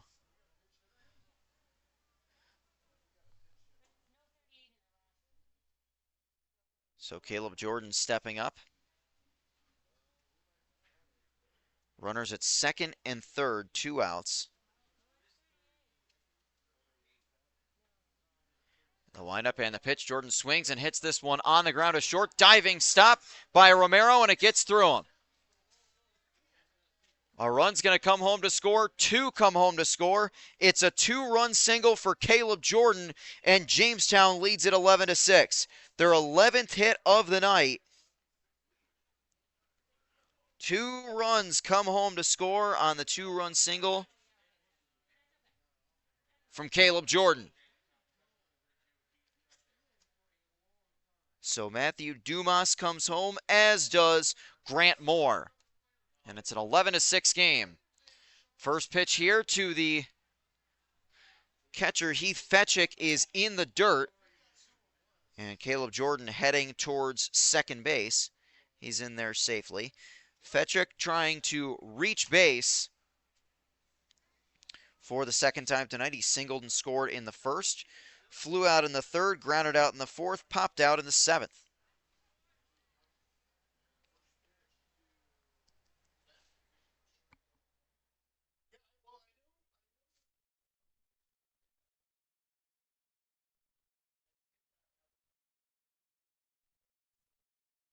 So Arriola takes a look behind him. That one just low. 2 balls and a strike.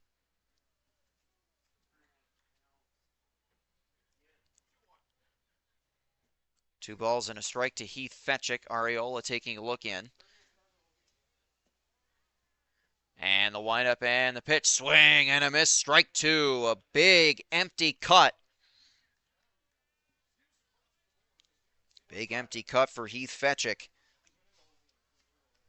Arriola trying to stay in it and keep the damage to just those 2 runs. 2-2 pitch from Arriola.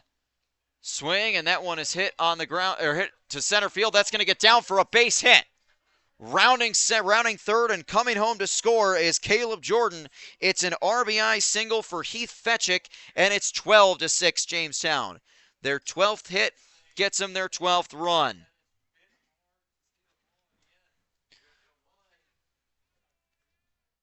So Heath Fetchick drives in a run for the first time tonight, and that brings home Caleb Jordan from second.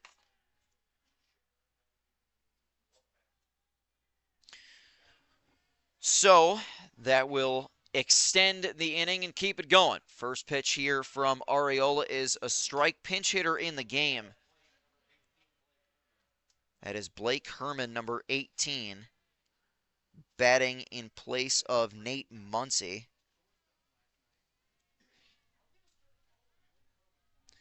And the first pitch to him is high and in, or the 0-1 is high and inside, ball one. 3 runs have come across in this half inning as Jamestown has added to their lead. They now lead 12-6 here in the top of the 8th. 1-1 pitch, swing and a miss.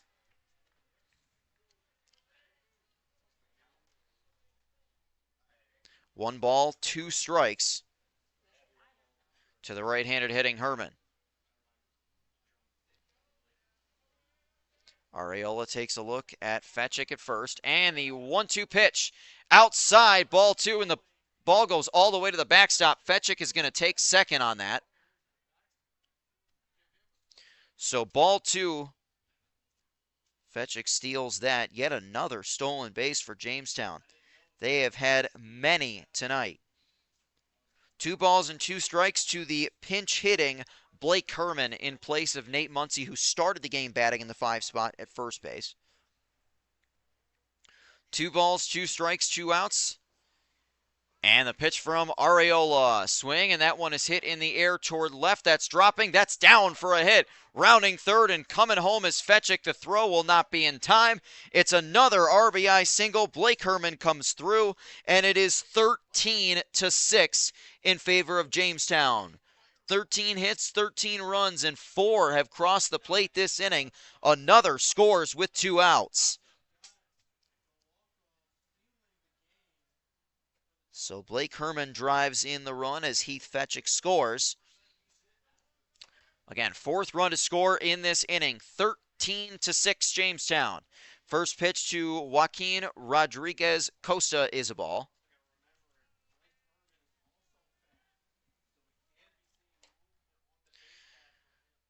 Arriola trying to keep himself in it. Short lead at first from Rodriguez Costa. Or from Herman, rather, with Rodriguez Costa at the plate.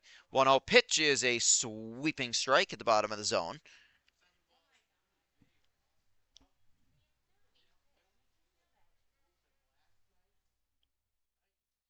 Arriola waiting for the right sign from his catcher, Anthony Radis. With the left-hander Rodriguez Costa at the plate, they'll check on the runner Herman at first. He is back in safely.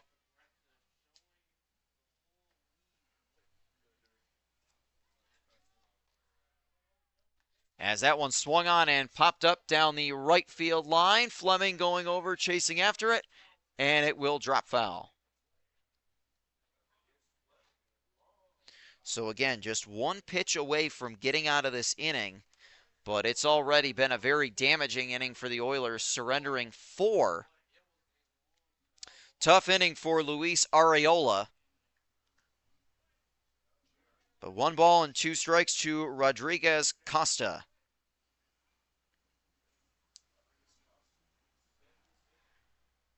1 ball and 2 strikes. A windup in the pitch from Arriola. Just misses inside. Ball 2.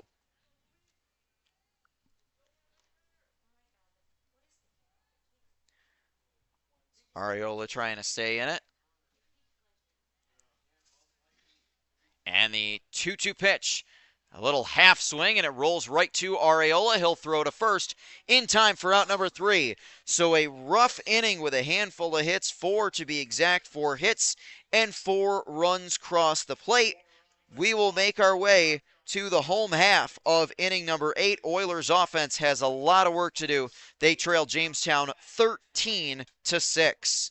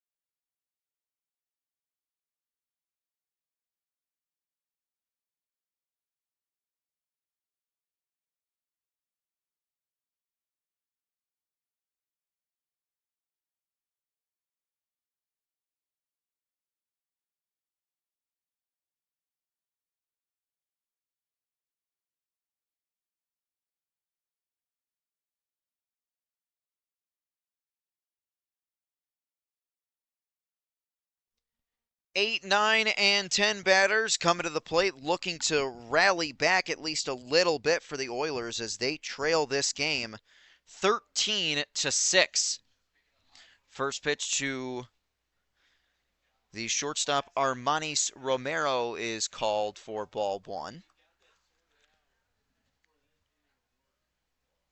Romero has not reached base yet tonight. He is 0 for 3. 1-0 pitch also misses. Romero popped out in the first, grounded out in the third, struck out in the fifth. 2-0 pitch on its way to him, swung on and missed. So it'll be Romero followed by Will Watson. And the pinch hitter in the extra hitter spot, which was Christo Hunsaker. See if he still is. 2-1 pitch swung on and fouled back. This has been quite the game here at Bradner Stadium in the Oilers' home opener. This game started just after 6:30. We've now passed 10 o'clock here in Olean. 2-2 pitch outside. Count goes full again. We've seen a lot of full counts tonight. Games across the rest of the Perfect Game League have, for the most part, gone final. That one popped up in foul territory, and that will be caught by Paul Delanto for out number one. Romero pops out in foul territory. And the first batter of the home half of inning number 8 is set down.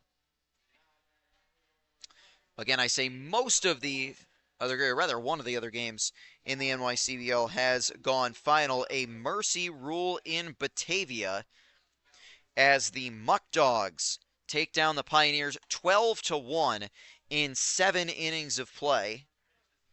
First pitch to Will Watson is a called strike. Top of the 9th inning in Amsterdam, Mohawk Valley leading Amsterdam 11-6. And bottom of the 9th in Glens Falls, the Glens Falls Dragons trying to come back as they trail the Socrates Stallions 7-4 at home. 0-1 pitch was a called strike to the Oiler left fielder Will Watson. Reached base once tonight. 1-1 pitch swung on and missed. Watson was hit by a pitch and scored in the second inning, grounded out in the third, grounded out again in the fifth. 1-2, 1 out, nobody on for the Oilers. 1-2 pitch to him. That one just missed. Boy, another really close take. Another close take that works out pretty well. Oilers trying to get some traffic on the base paths, try and cut into this Jamestown lead before heading to the 9th. 2-2 pitch, swung on and fouled. Down the first base line, we will do it again.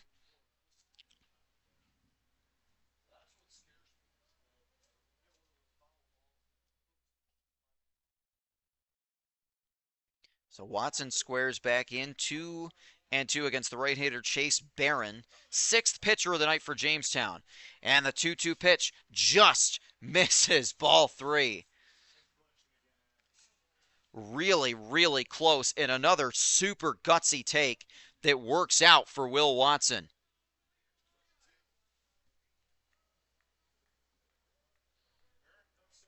Barron sets in. 3-2 pitch. Swing and a miss. He struck him out. Watson strikes out for the first time tonight. Second strikeout for Chase Barron, and that's out number 2. Oilers offense trying to avoid going down in order. So Christo Hunsaker coming to the plate. Hunsaker walked in his only plate appearance back in the 6th in relief of the extra hitter Jackson Custer. Nobody on and 2 down. Hunsaker looking to be the first Oiler to reach here in this home half of the inning. And he takes the first pitch for a called strike.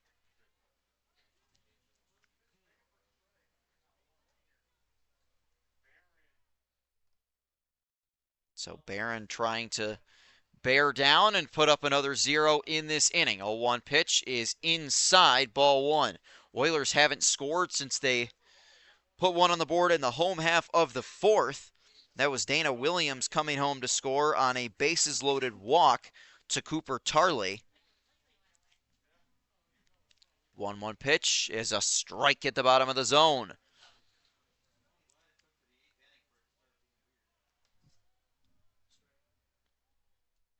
So Chase Barron trying to finish things off and put up a 4th straight 0. Barron looking in, the 1-2 pitch, swing, and that one perfectly right down the line. Grabbed at third, throw onto first, and just in time. A really nice play by James Dixon over at third to end this 8th inning.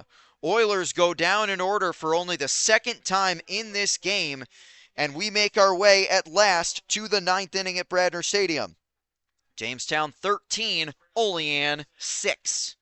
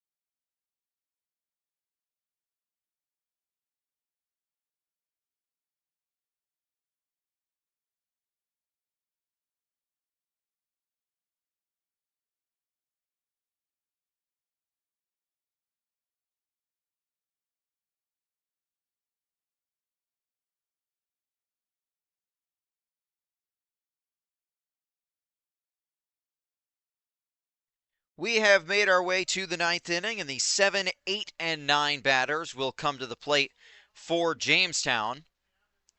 C.J. Dugan, Paul Delanto, and James Dixon will bat. Luis Areola again on the mound. First pitch is lifted in the air toward left center, and where's it going to drop? It drops right in front of the center fielder, Cooper Tarley. So heading into second base is C.J. Dugan. Tarley lost that one in the lights. So that'll go in as a double.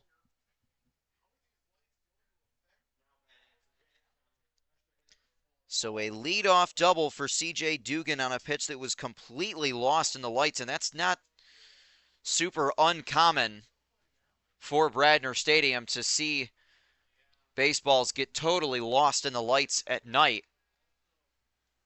So now a runner at second and nobody out.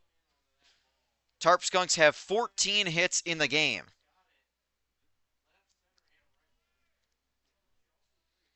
Paul Delanto standing in now with a runner at second base.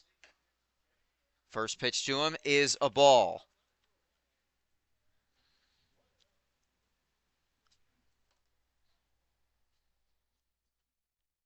Righty-righty matchup with the runner at second. C.J. Dugan runs well. 1-0 pitch from Areola. Low and inside, ball 2.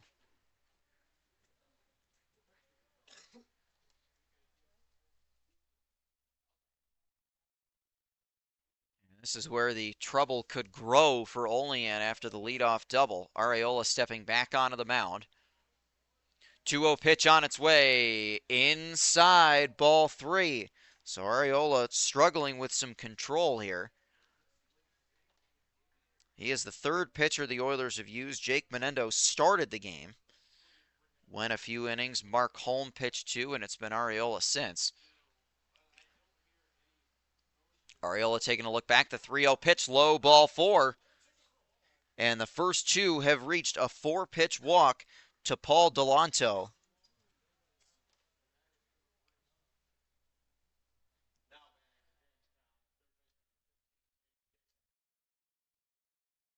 So James Dixon will come to the plate with runners at first and second, and still nobody out here in this top half of inning number 9.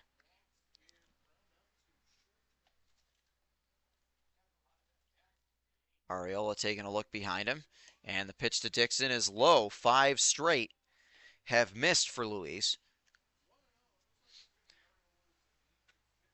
Dixon grounded out in the first, doubled and scored in the fourth, walked in the sixth, grounded out in the eighth.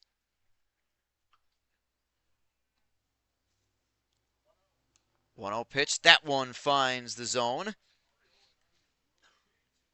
Again, the Oilers are away from home for a little while after this game. They're not home again for 6 days. They'll host Geneva on Friday at 6:30, their next home game. They are in action tomorrow for a 4:05 game up in Batavia. They had a big win tonight. 1-1 pitch skips in the dirt, ball 2. Tarp Skunks have a couple of days off before they host the Oilers on Tuesday night.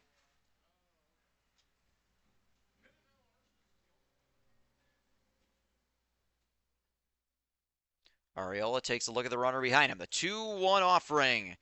That one not able to find the strike zone. 3-1.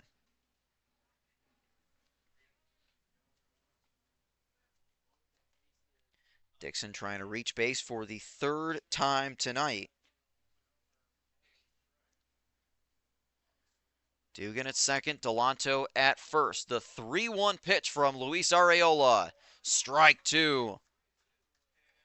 Again, not a bad take from James Dixon. No problem there. Now we'll be careful at 3-2. Jamestown leads by 7, trying to add on to that here in the top of the 9th. They added 4 to their lead in the 8th. 3-2 pitch to Dixon. Strike 3 called. He got him. Luis Arriola battles back from falling behind in the count and rings up James Dixon for out number 1.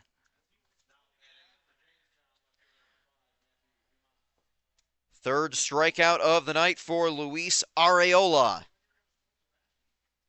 And that'll bring the 10-spot hitter, Matthew Dumas, to the plate.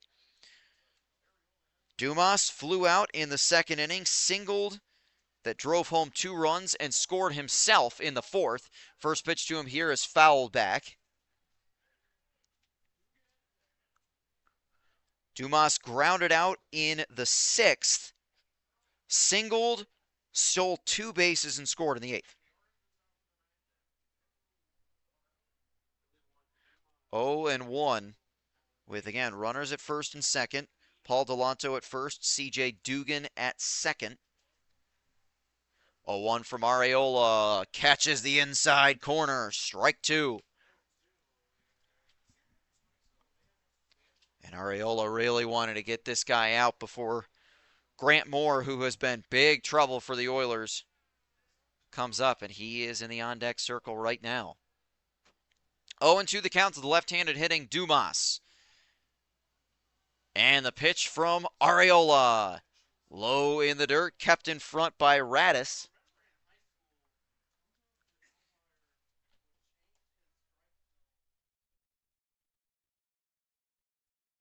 So Arriola trying to get out of this top of the 9th inning after the first 2 reached. A double by C.J. Dugan after the ball was lost in the lights. The 1-2 pitch swung on and hit in the air toward left in foul territory. It will drop foul.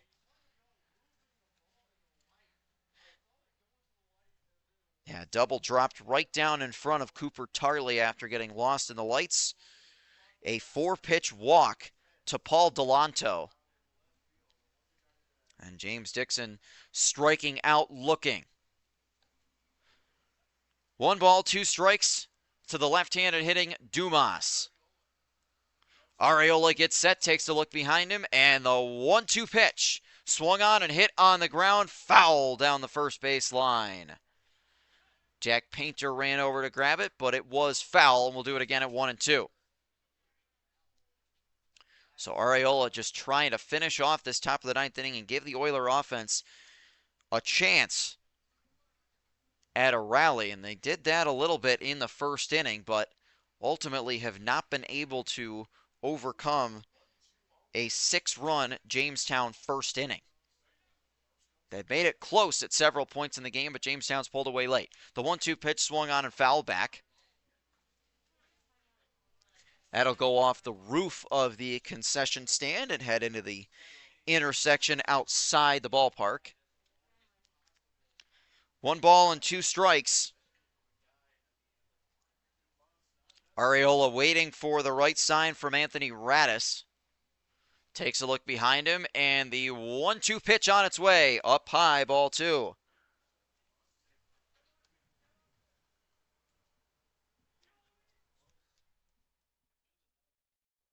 So 2 balls and 2 strikes to Matthew Dumas.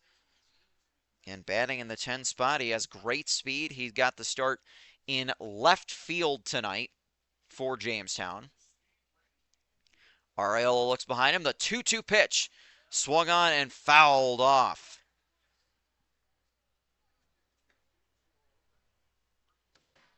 So we'll do it again at 2-2.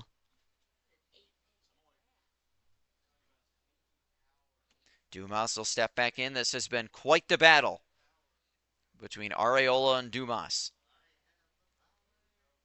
Steps back on the mound, takes a look behind him at Dugan. The 2-2 pitch swung on and popped up, fouled away again. Another one spoiled by Matthew Dumas. This has been a long at-bat in what's been a very lengthy game. Closing in on the 4-hour mark of this game. 2 balls and 2 strikes. Arriola looks behind him. The 2-2 offering. Swung on and fouled away again. This has been an incredible at-bat. Arriola and Matthew Dumas just going to war with each other. 2 balls and 2 strikes. It's been incredible. Arriola looks behind him. The 2-2 pitch. Low ball 3. The count goes full. And the at-bat keeps rolling on.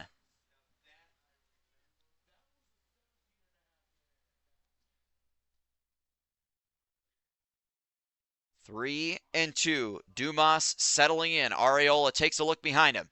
The 3-2. High ball 4. He lost him. Dumas ultimately wins that lengthy plate appearance and earns himself a walk.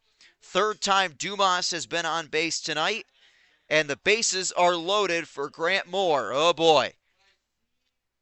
Moore has had a heck of a night for Jamestown. A double and a run scored in the first, a double in the second, a double in the 4th, struck out looking in the 6th, walked, stole a base, and scored in the 8th. Now a meeting on the mound with Luis Arriola. No action in the Oilers' bullpen, so this is Arriola's 9th inning. Got to get 2 more outs. We'll see if the Oilers can finish this off and give the lineup a shot here in the bottom of the 9th. When the Oilers do come to bat in the 9th inning, they'll have the top of the order with Dana Williams, Thomas Bates, and Logan Coslin. But they've got to get 2 more outs here first. A game that has nearly closed in on the 4-hour mark and a temperature that has dropped below 50 degrees. It has been quite the night for the home opener between Olean and Jamestown. Again, these two teams matched up last night in Jamestown with the Tarp Skunks mercy ruling the Oilers in a 13-3 win. This one's been a closer endeavor, but 13 runs as this lethal Jamestown offense has taken advantage of some Oilers pitching miscues. First one here to Grant Moore is a ball.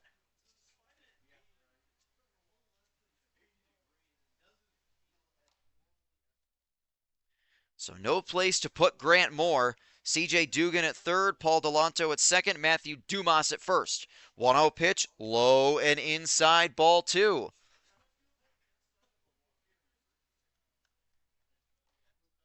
It's been a fun home opener. Again, these two teams will meet again in Jamestown on Tuesday. Oilers on the road for their next few games. 2-0 pitch from Arriola. Low, ball three.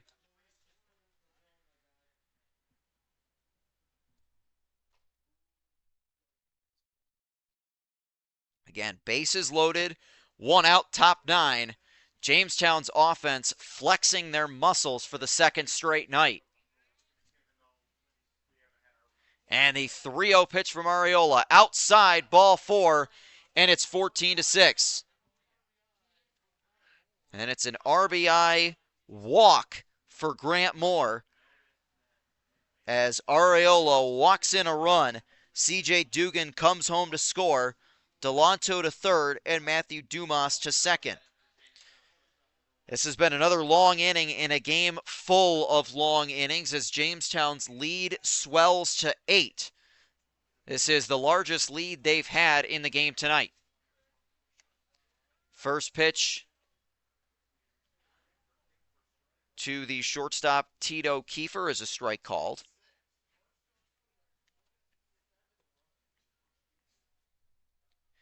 A 1 pitch, swing and a miss, a big cut.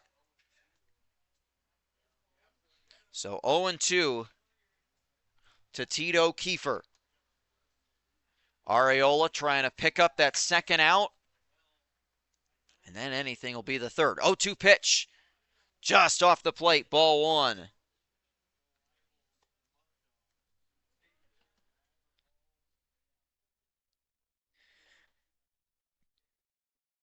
Tito Kiefer reached on an error, stole a base and scored in the first, grounded out in the second.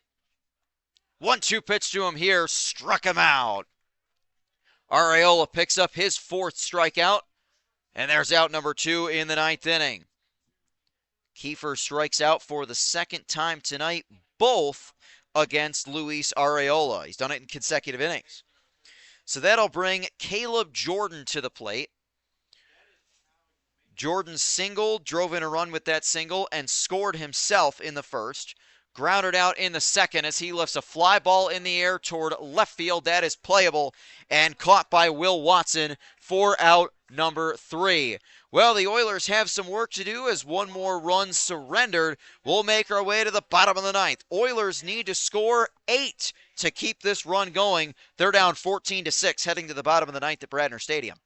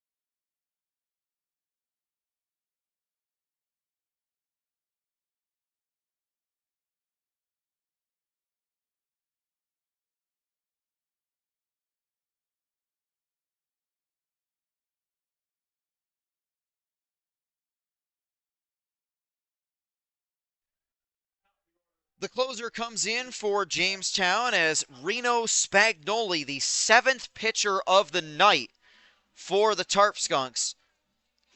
3 outs away from finishing off the Oilers for a second consecutive night, but he's going to have to contend with the top of this Olean order. The DH, Dana Williams, will lead it off. He'll be followed by Thomas Bates and Logan Coslin. Reno Spagnoli is the pitcher on the mound. First pitch to Dana Williams is a ball.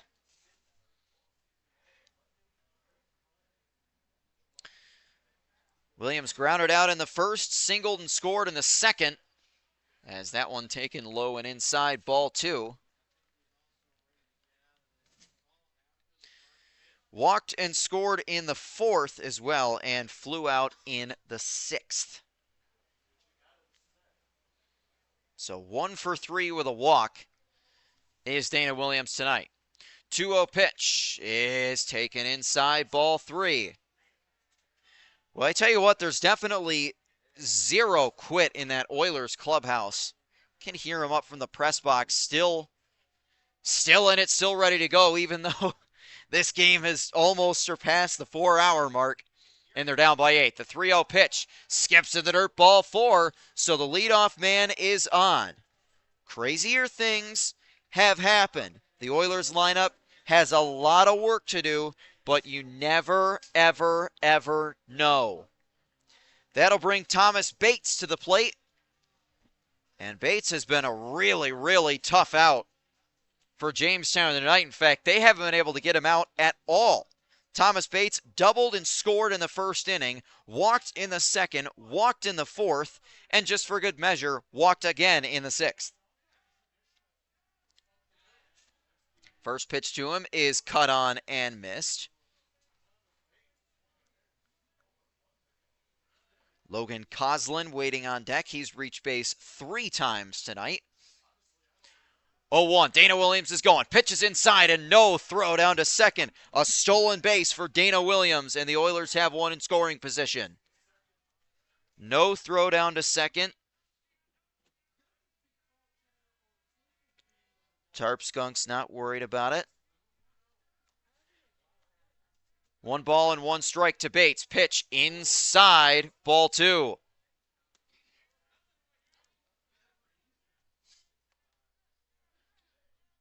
Bates trying to stay in it. Oilers dugout very vocal. Olean only has 3 hits, but they've had a lot of runners reach base on walks. 2-1 pitch, low, ball 3.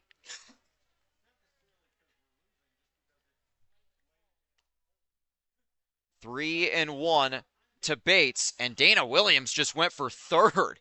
So Williams is at third. His second stolen base of this inning. 3-1, ball 4. Bates draws a walk. 2 walks in the inning, and the Oilers have him at the corners with nobody out. And Thomas Bates is on base for the 5th time tonight. That'll bring up Logan Coslin. Coslin was hit by a pitch and scored in the first, reached on a fielder's choice in the second, walked in the 4th, and grounded into a double play in the 6th. The only double play we've seen in this game. So the first 2 have reached. Walks to both Dana Williams and Thomas Bates. Dana Williams stole both second and third in this inning. So they've got him at the corners with Logan Coslin coming to bat. Again, it's an 8-run deficit, but crazier things have happened.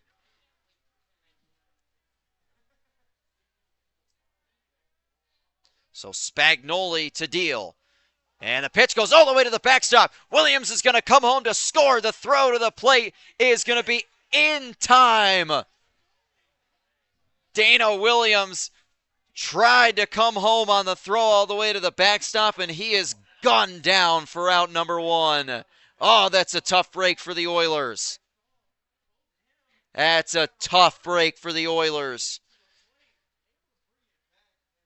Williams thrown out for out number 1.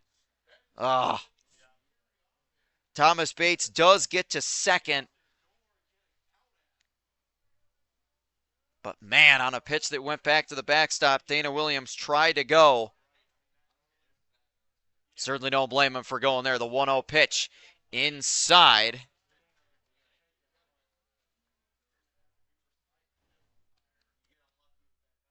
Two and 0, the pitch to the right-handed hitting Logan Coslin. Coslin swings and pops that one foul and out of play.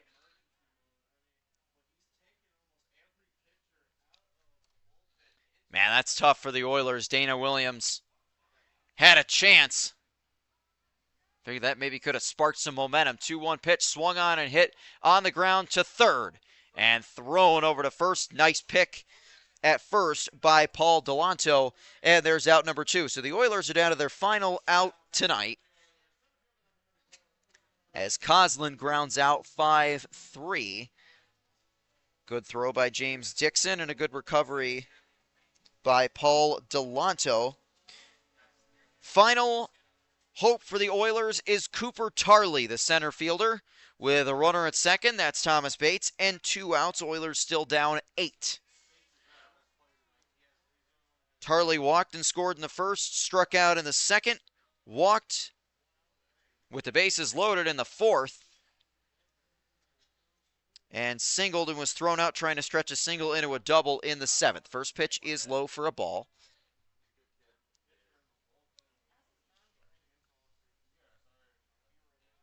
So Reno Spagnoli on the mound, the 7th pitcher tonight for the Tarp Skunks. The 1-0 pitch on its way in there for a strike.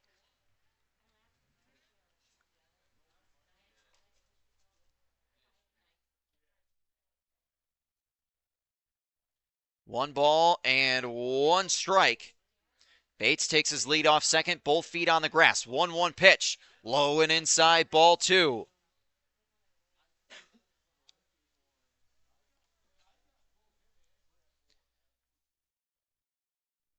So bottom of the ninth, Oilers trying to still dig and claw their way, and at the very least, extend this game as much as they can.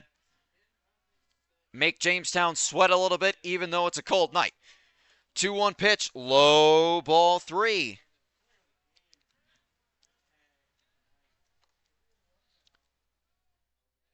Tarley trying to keep the line moving to bring up Jack Painter, who does have some pop in his bat. Saw him hit a couple of home runs for the Oilers last summer. Back for a second season in Olean. He got the start at first base tonight. 3-1 to Tarley. Strike called. Tarley thought it was ball 4. Ultimately, it's strike 2. The Oilers down to their final strike tonight. Spagnoli looks in, has the sign he wants, and the 3-2 pitch to Tarley. Check swing. Did he go? He did not. Ball 4.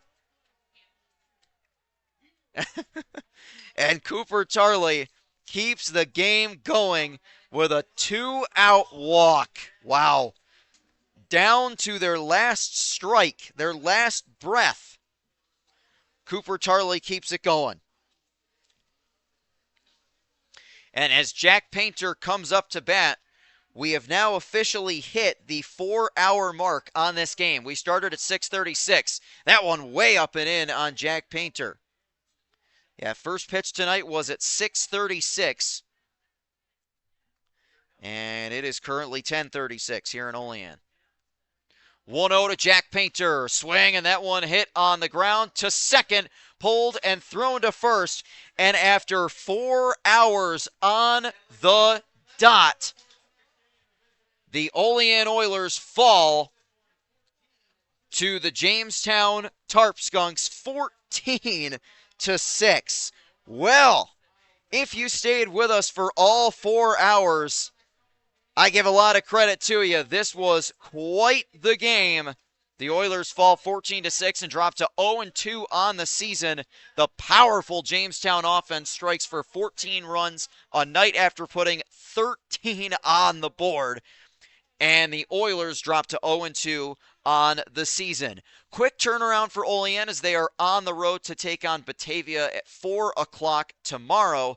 They'll be back at home next Friday night for a 6:30 first pitch against the Geneva Red Wings. For Jamestown, they've got a couple of days off before hosting the Oilers at 6:30 on Tuesday. Well, after 4 hours and now 4 hours and 1 minute, we thank you for tuning into this broadcast of Olean Oilers baseball. From all of us here at Bradner Stadium, this is Matt Volz after 4 hours and 2 minutes saying good night and go Oilers.